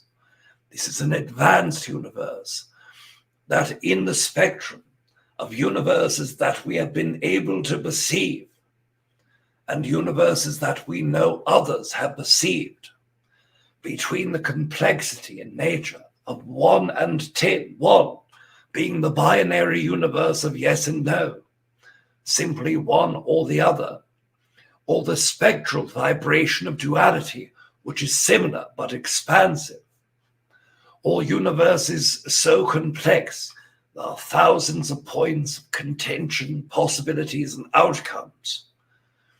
Then our own universe, for the complexity of overall universes, is approximately 2.2 to 2.3 out of 10. But if you compare it in duality-formed universes, we are approximately 8.7 out of 10. So this shows you that the variance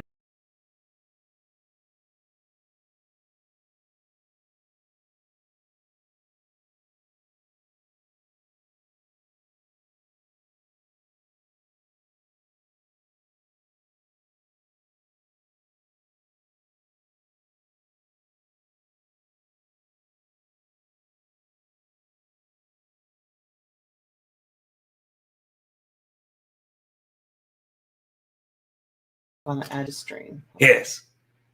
Got you. It should be coming back soon. Yes. Do you remember where you were? I'll let Yes, them know. of course. Can you guys hear us again?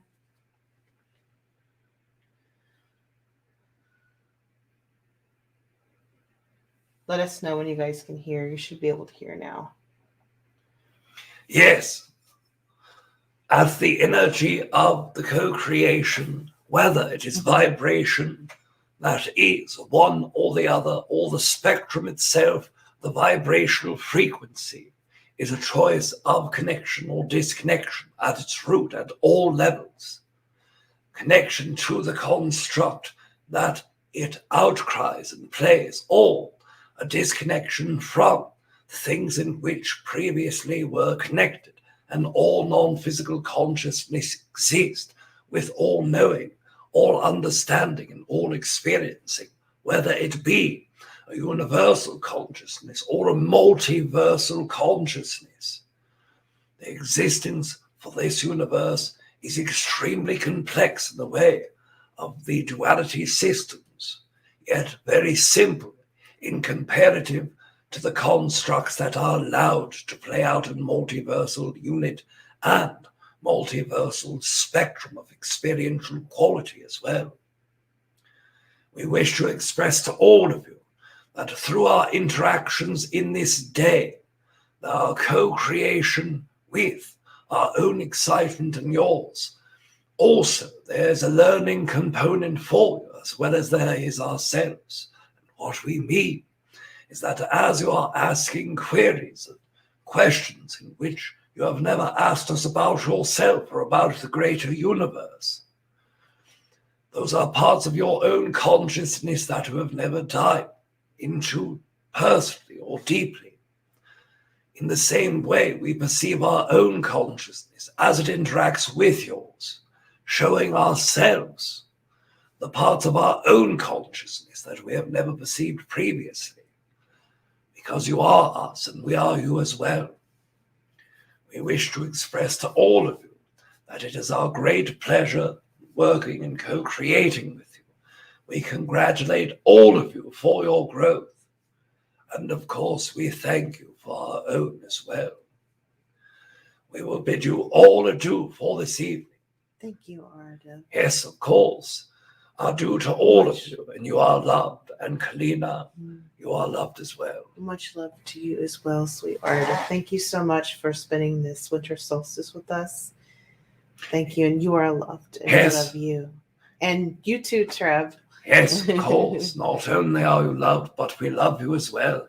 And congratulations for the beginning portion of the fourth density integrated energy in which you can now work with more greatly and easily as well. Thank you. Adieu. Adieu. Welcome back. Hey, when you get grounded, I think we might have an impersonator.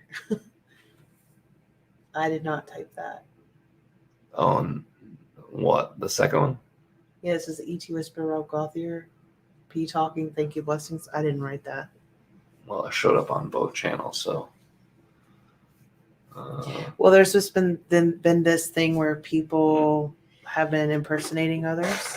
Oh, I don't know. So I don't know what that's about. I'll have to check that. Yeah, you can't ban it because then if it is our account, Put user in timeout.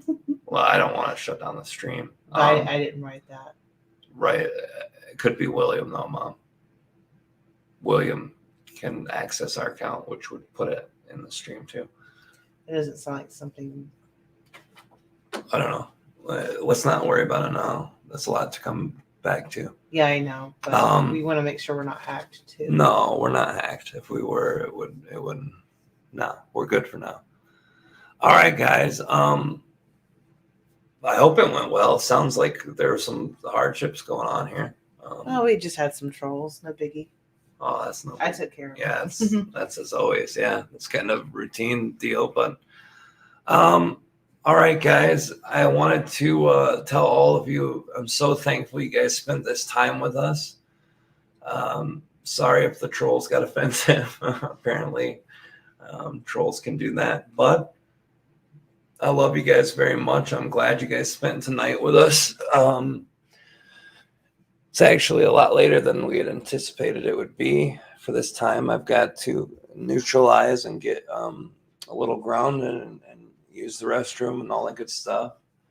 So we're going to call it a night, guys.